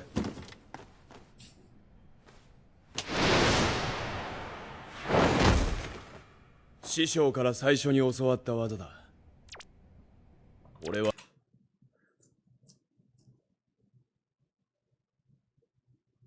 The first move he taught you was how to throw you on the ground, not how to put up your guard or how to punch. It's how you can be on the floor. That's that's an approach. I mean, if you're gonna go judo first, judo's a very, yeah. I'm like, judo is a very, very, awesome way to go ahead and go in there. Try to grab my hand. It's such a thing. That's why I'm like, usually you go over the basics of like, this is how you guard. This is how you protect your chin. So that way, like, you don't get knocked out. This is how you're able to escape the basics. And it's not just a judo throw, but that's interesting that's the first thing that comes through. 師匠から最初に教わった技だ。俺は未だに師匠から一本も取れん。ジッパ人からげの資格にあの人が負けるはずがない。戻って主に告げよ。良き心がけだと。狙うならば今後も私のみ狙え。お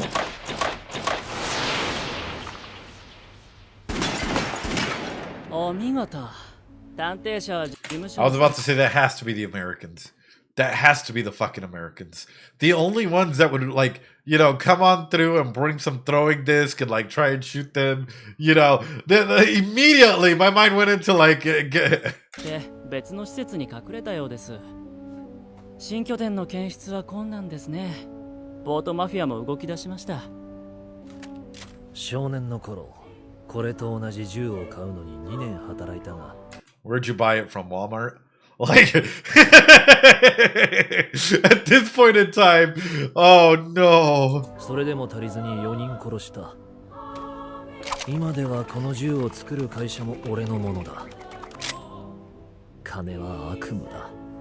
欲しいものが一つ手に入るため、欲しいものが一つ減る。やがて世界は枯れ葉を燃やす青い煙のように退屈になる。だからね、ジョン君。俺の世界は今、輝きに満ちているのだよ。おお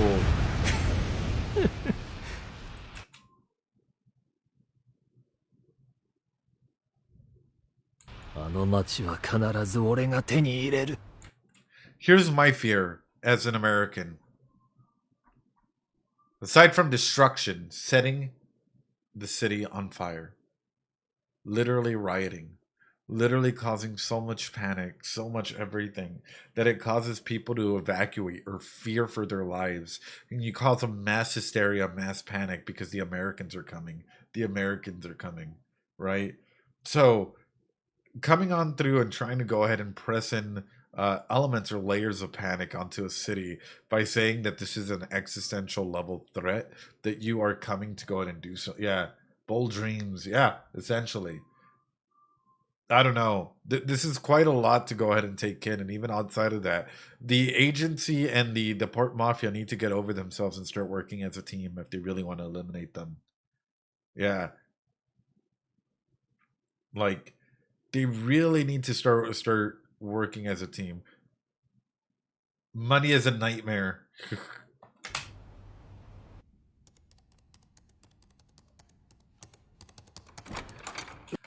It's like they don't know the weight of their hands. Like, they don't know the weight in their hands and feet and how heavy it can get. Like, literally, just the manipulation of the agents of change that are available for them and how they can go ahead and work together to do certain stuff for certain things, to get stuff done. They don't understand the concept of, like, hey, not the detective or the detective agency, but the Port Mafia, of like, hey, we can come together and we can try and at least eliminate this before we continue on with our own shenanigans, you know? Ah. 皆聞け。社の応殺を図るポートマフィア、社の簒奪を目論むギルド、この領有より探偵社を守らねばならぬ。太宰、説明を。はーい。ギルドは資金力、ポートマフィアは頭数に優れます。そこで我々は人員をオフェンスとディフェンスに分けて奇襲戦法で姑息に抗います。ディフェンスの要は何と言ってもここで与謝野先生を守ること。At all costs, 先生の治癒能力があれば死なない限り全開できます。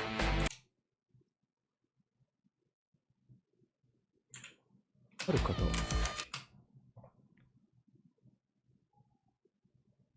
You know, you could probably put Rompo in an office at home.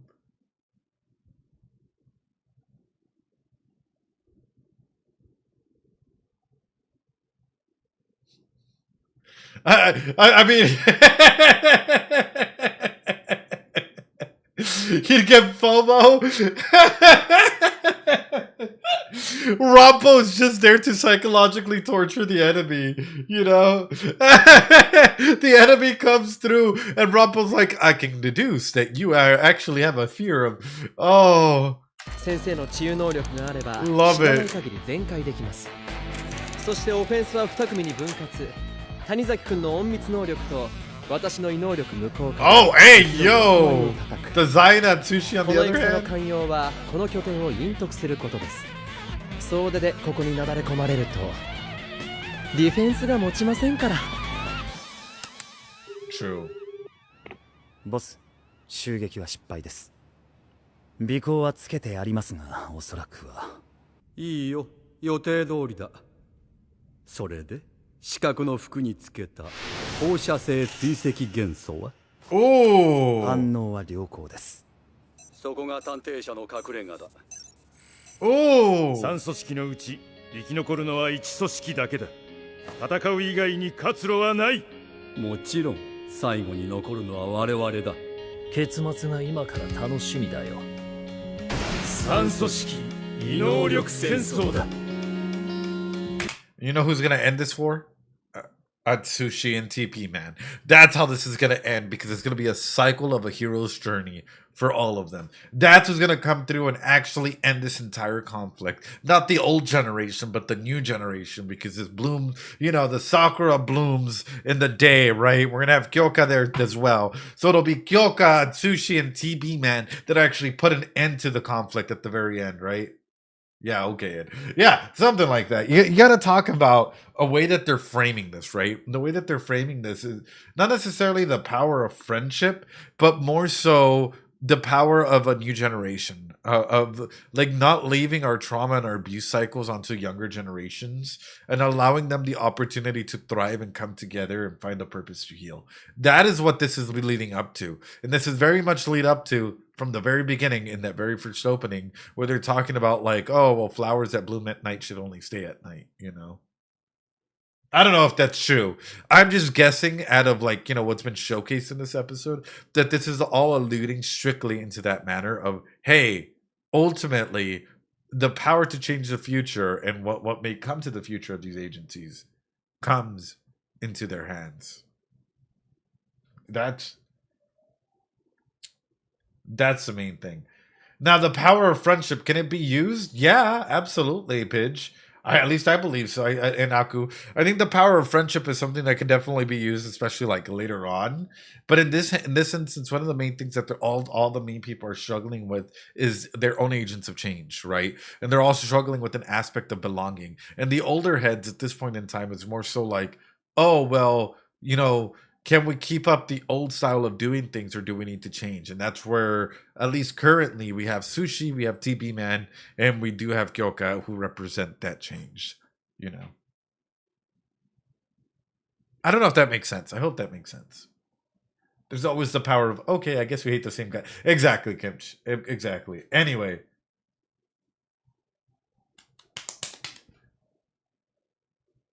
Oh. Oh. Sushi or TB Man, what the heck? In the blue water? Oh. Oh, they all have blood on them as well.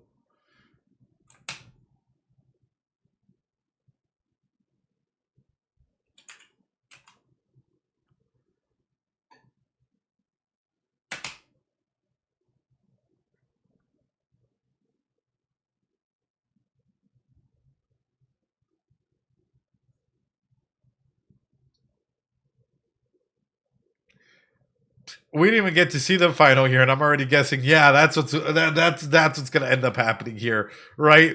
Like this OP is already like showcasing. Yep. Now kiss.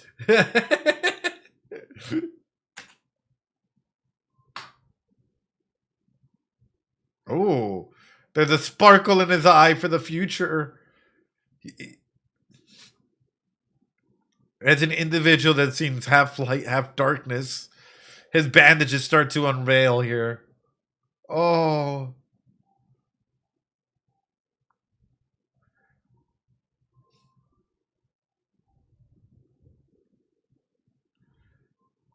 Oh.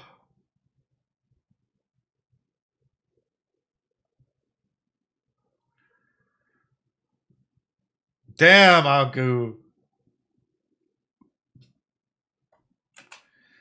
Isn't that interesting, right? Sushi like has to make a change with his own hands, and Aku meanwhile is still facing the demons of his past and the demons that are being hallucinated inside of that, right? Fire, money fire. Oh, it might just be paper. Oh, and you can catch his band. Oh, you gave him a head pat too. Oh, and it goes from blood to real light like normal. That's what he needs. He just needs you, Dazai. Oh, the symbolism inside of this, right? Of being forgiven, of like, you know, sins being forgiven, or, you know, of being acknowledged and being able to move on. My goodness. My goodness. Senpai noticed him.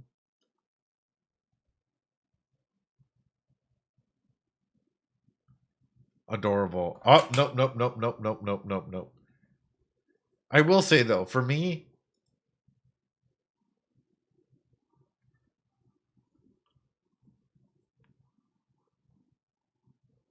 it's the counter to this that is setting up the season, right? That for me is what explains everything that's coming on through. That is why I think it's beautiful, right? They showcase like what I forgot her name, the redhead lady, right? She has so much generational trauma from this that this is what she believes, but Kyoka doesn't. Atsushi doesn't, and we might get TV Man to slowly start switching as well. Yeah, Koyu. So absolutely phenomenal. All right, we're gonna keep today's stage super short because I do gotta head out in just a little bit. We're just gonna say hi, bye, pretty much. Just one question and dip. That is such a great episode, though. I do appreciate it. That is so good. Hmm.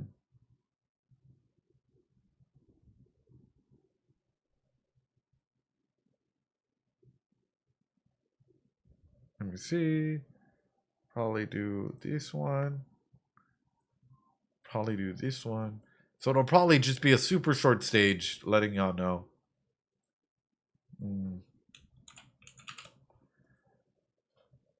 Just ask one or two questions and we out of here, that type of thing. Alrighty. Did you guys like the episode though? I thought the episode was great. I think this is a great setup episode for whatever may come, Do you love the episode? Hi, Kimch. Hi. I'm here this time. Yeah, welcome on in. Hope you're doing well. Great episode. Yes, great episode. It was a good episode. I am so tired. Yeah, isn't it like 4 or 5 a.m. for you?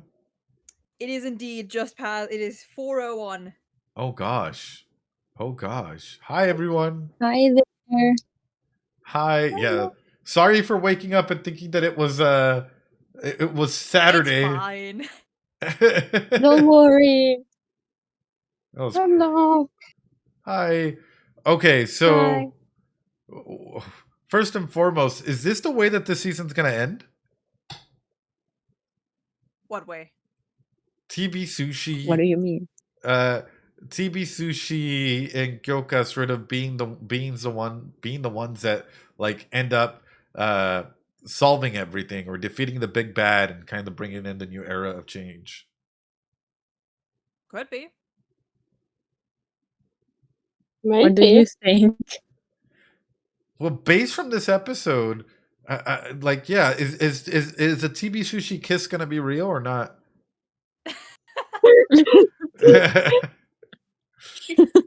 Well, because it looks like they're sharing like energy at some point in time. It's making me wonder here, like, will they share energy, or won't they? I don't know. You guys are making me think.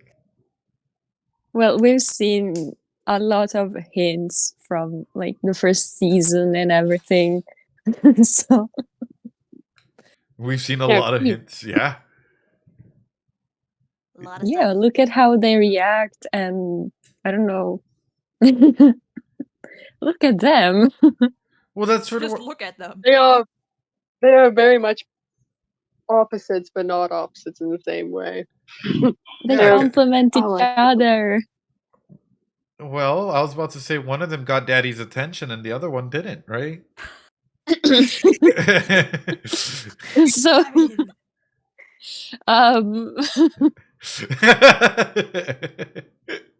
one of them, like Daddy Dazai was there for, was like, I'll notice you, I'll teach you, and the other one was like, get off of me, no one loves you. Oh no! They got a dark era of Dazai, so that's I don't know. I always find that pretty interesting. Notice me, Dazai. Yes, notice me, Dazai. Notice me, senpai. That's interesting. That's funny. All right, hold on. Well, they are very shippable, just like all of the cast of Bungo Stray Dogs. Everyone's shippable if you're creative enough. Oh yeah, that's true. I've seen so many different ships, and I start to get used. I start to like more and more of them because people convince me on them, and I'm like, okay. Oh yeah, Tell I me more. partake in a lot of them. I partake. I'm not. I have my favorites, and then I think then someone shows me a new one, and I'm like, maybe this one will become a favorite. We'll see. I will say though, the Americans being introduced, like they're so threatening. Like they come in and they just destroy everyone. Like you have Sushi Kunikita, like everyone on the ground essentially, and they just appeared and they're like, "All right, we're out." What? Yeah, they just said hi, basically. Yeah, they just said hi and they dipped. Yeah, and we've seen a lot of new characters in one episode. Oh yeah. So, question for you guys: for this is a Kunikita question, right? Yes. If their ideals at the moment are like make them suppress their fear, anger, their doubt, does that make them noble, or does that make them actually less human? Sorry, come again? So with Kunikita, right, a big aspect of like what we've seen so far is like, you know, a big range of like controlling or limiting like certain emotional restraint, right? Like it's the best way that we can put it. Mm-hmm. So if inside of his moral and ethical like push, like you know, he suppresses grief, fear, anger, doubt, like as much as he can, all of these emotions. Does that make him noble in his morals and ethics, or does that make him less human? I mean, I would think that for Kunikita, while he definitely isn't the most vulnerable person, I do think that a part of him acknowledges that like there should be a balance of sorts between like expressing yourself, the good and the bad, and keeping that amount of control. I think that might be a matter of like knowing theory versus practice. Okay. It's interesting question. You're like, interesting question. Well, I'm getting you guys. Any question about Kunikita is interesting. I'm just very biased. So yeah, as soon as you said Kunikida question, I was like, okay, the floor is Kim's. So the floor is yours. But does Kunikida's notebook represent hope for the future? For like a better future, or a fear that like without structure that life is just going to collapse into meaningless? Possibly both.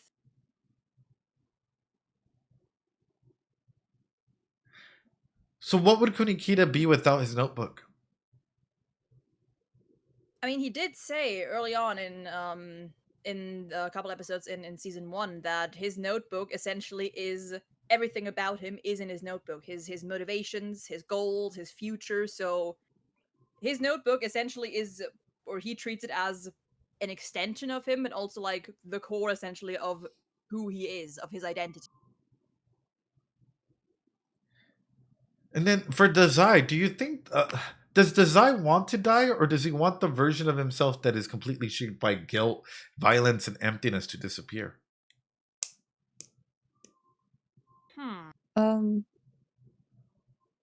I don't know. I think he just wants to die in general. I wouldn't even be sure if he really wants to die. I would even question that, despite the the obvious constant talk about it and attempts and whatnot. I don't know. I see it more as, how do I say that? I don't fully know how to phrase it, but I do think that it's not as simple as Dazai wanting to die. Because I do feel there's also like he's also trying to find, a reason to live at the same time. It's just that he doesn't know where to find it, if there is any for him, I feel like. Well, with that comes through like, okay, let's talk about grief with Dazai. Sorry, it all ties in together, and it ties in with the season, I guess, in general, right? Which is like, if Dazai's Oh morality yeah. at this point in time is dependent on Oda's memory, what happens when grief is no longer there to guide them? What would happen if he forgot about Oda? Yeah. Yeah, do you think he Oh, would revert possibly? Mm. I mean, I That's guess, I yeah. I could mean, yes. definitely, I could definitely see him reverting to his old ways, or I don't know. I mean, yeah, that's assuming that like everything he's doing right now hinges essentially on Oda's final request. which comes in as well, right? If Dazai treats his life as disposable, like, like it's a-okay for him to just pass away or die, then can truly any self-sacrificial act be considered heroic?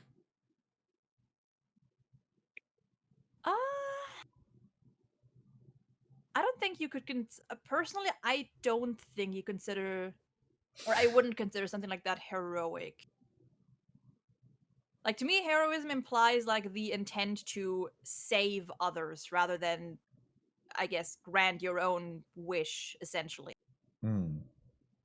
So if Dazai were to die trying to save Atsushi because of this perspective, then would that be considered a heroic act? I would say it depends on why he's doing it, on like what, On the situation. Yeah, like what is he thinking at that moment? Yeah, whatever situation it is.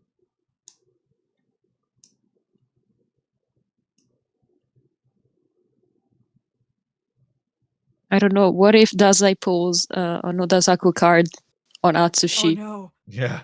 No. Oh no. Sorry. I'm so sorry. Wait.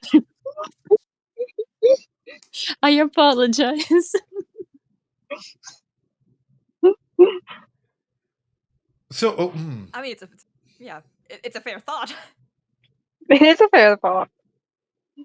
Yeah, I mean, talking about sacrificing and everything. Just wondering. I do love how we can basically like use Oda to dissect a lot of Dada's relationship and come up with a lot of fun potential ideas in every direction. Let's question. suffer. With Dazai helping other people survive, is he honoring life in general or outsourcing that will to live to everyone but themselves? Honoring life in I got you guys just like. I mean, I guess that These I mean, questions are hard. yeah, like all of these questions, I feel like are a big matter of like it depends. I think I would also like question like what would you consider honoring life in the first place? Sure. How would he honor Oda's life, really, if we're going to be matter of fact, honoring any life?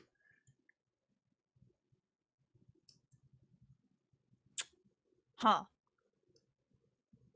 Guys, I've I been would need thinking more time to about think about this genuinely. I've been thinking about this at night. This is what keeps me up at night. These are my Oh no. Oh no. We've got another one. God. I mean, hey, To be again, fair, I've been thinking so I've much also about all spent things Kunihida. That's so fair. I've also spent many nights thinking about many different characters in this show, thinking about what could have happened to them and why are they like this now. Sure.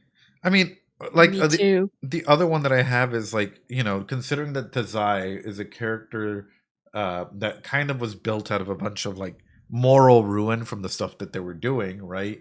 At the end of the day, can you like if Tazai were to dismantle himself, right? Would they lose themselves in the process? Would they even know who they truly are? I don't think they don't. Like, I don't think Dazai know who he is right now. Same kind of. Mm. I feel like that might be part of what he's still trying to figure out in a sense. Because that's sort of a big portion of like, well, okay, so he's fighting for life, he's helping out others. You can clearly see that shift that happened, and in that aspect, is a big portion as to why he might doesn't really value life because he doesn't even know who he is as an individual. That sense of identity is not there. So how can he value himself? How can he value life when he doesn't even understand who he is, what he wants, where the future might hold for him?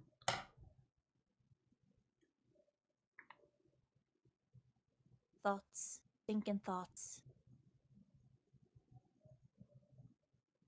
And that's the other one as well. Is Dazai lonely by choice or by nature?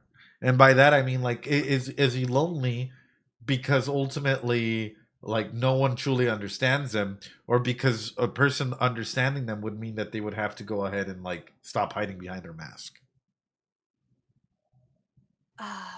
Might be a little bit of both. I feel like I think like one thing that like I've discovered at least is that with Dazai, I feel like a lot of the questions you can ask, a lot of the time the answer is kind of both. Like whatever it is, it's yes and no. It could be either one. You're like, at the same time. Yes, it. Yeah, because Dazai is a donut. Truly. That's canon. Like, I'm not joking, as you literally described Dazai as a donut. And I think that's interesting because, like, usually, like, if I for I don't know, no reason in particular, imagine like some of these questions with Kunikida, for example. There's still questions you can ask about Kunikida that you can also answer with maybe yes, maybe no, maybe both. But I feel like there's still the awareness of, yeah, the answer can be both, but there's still like some disconnect there, if that makes sense. With Dazai, it's like both of these answers make sense. Well, I mean, and that's just that. Because like for Kunikida, one of the big ones, right, is like, for example, that I would ask him is, what is more terrifying, right? Betraying his ideals or realizing that his ideals are never going to be capable of saving everyone? Oh. Yeah. Damn. It's just the thoughts of, like, when you have these characters in front of you, right? What questions would you ask to try and understand them better? Like for example, if there were all these individuals, all these characters were to dream of an ideal world that would require them to, like, destroy any and all imperfect parts of themselves, is that dream still worth living?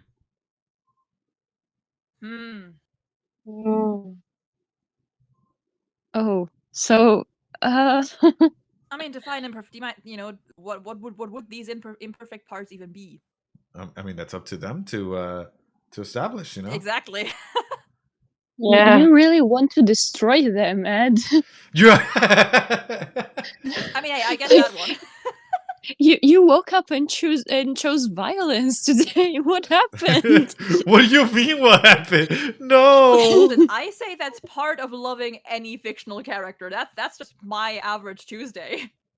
Yeah, That is I true. know. But damn. Yeah, I was just thinking. I've just been thinking about, like, all these characters in the world, and specifically, like, how does the world influence them, and how do they influence the world? And some of these questions, I'm just like, for example, Dazai without Oda, is he still part of the Port Mafia? Is he dead? He probably is dead. Like, by his own doing, or is he still an executive? How does he find the way out, if at all? You mean if Oda wasn't there? Yeah. Good question. Great question. And then Mori would. Yeah, if not for Oda, what motivation would he have to leave in the first place? Yeah, exactly. Exactly. And then Mori was already getting kind of sussed out by Dazai moving up so quickly. So it's like, how long before Mori snaps on Dazai? Or the other way around. Or the other way around.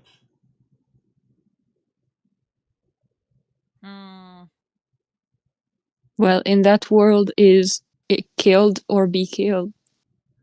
Like, kill or be killed. So, either way, I don't think Dazai would be in a very nice place. Yeah, and he definitely Now? wouldn't have. I feel like he wouldn't have lasted as long either, for sure. Yeah. Oh, yeah. Either by his own hand or by others. I don't know. Or by others. Or by others. Yeah, I You mean... know, if you extend that way of thinking, is also like, you know, if Dazai never left the Port Mafia, what of the agency? Any members he has established some sort of relationship with, dynamic with. Yeah. How would they change or evolve or whatever, right? Yeah. Atsushi, Kunikida. Yeah, what would have happened to Atsushi? Yeah, great True, questions. But anyway. The first episode literally opens with Dazai scouting Atsushi. Yeah. Yeah. He could have been scouted by anyone, you know.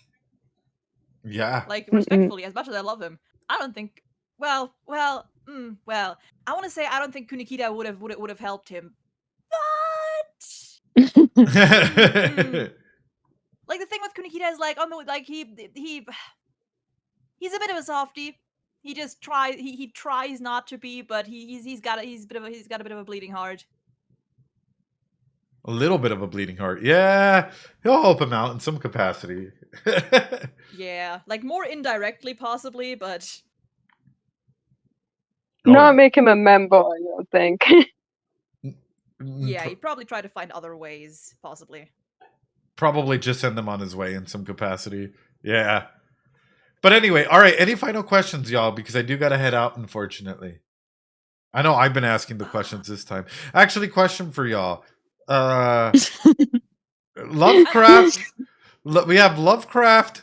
We have Steinbeck. We have Fitzgerald. When do we see Edgar Allan Poe? I don't know. You're really excited, aren't you? Yeah, because I kind of like all of these characters are kind of matching up in some capacity, and I don't know why. I'm just excited to meet some. I'm excited to meet the others. Hopefully. Hell yeah! What I will say is that Lovecraft is one of my favorites in this series. Oh really? Yeah, I love him. Oh. He's so relatable. He's That's so so me. I love how he's just like, I haven't been outside in like 4 years. He's me. He's such a loser. He's like, all right, whatever. I thought that was kind of cool. I was like, that is such a cool way to introduce him. But all the other characters as well, like we have Moby Dick going around, and it's like, okay, how bad is this situation gonna get? And even more so, how does this lead up to the OVA and potential movie? You'll find out if BSD gets to win the poll. So get to voting, folks. Gotta vote it. What a segue! My goodness, Rain, that was phenomenal. Gee. Thank you. Rain, you're great. We got the pitch down. Yeah, that is such a. So, what show do you guys want to win? What do you think? I have a top 3. If you can't tell by my YouTube. I do have a top 3 too. Yeah, actually. Oh, what I'm hearing is Bungo Stray Dogs is what I'm hearing. I have I don't know how Bungo, you get to that. Linkflick, and Vanitas. And I'm not even finished Vanitas. I've been forced to watch it recently, though.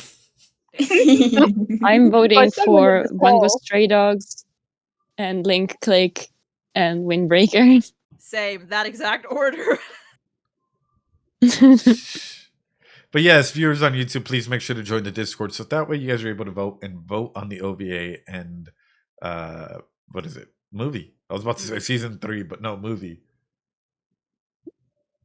Yeah, if Bungo Stray Dogs wins, we'll get to watch the OVA, the movie, and then if we do another round of the poll, we can recommend season 3 and keep it going. So please vote. Yep. So lock in.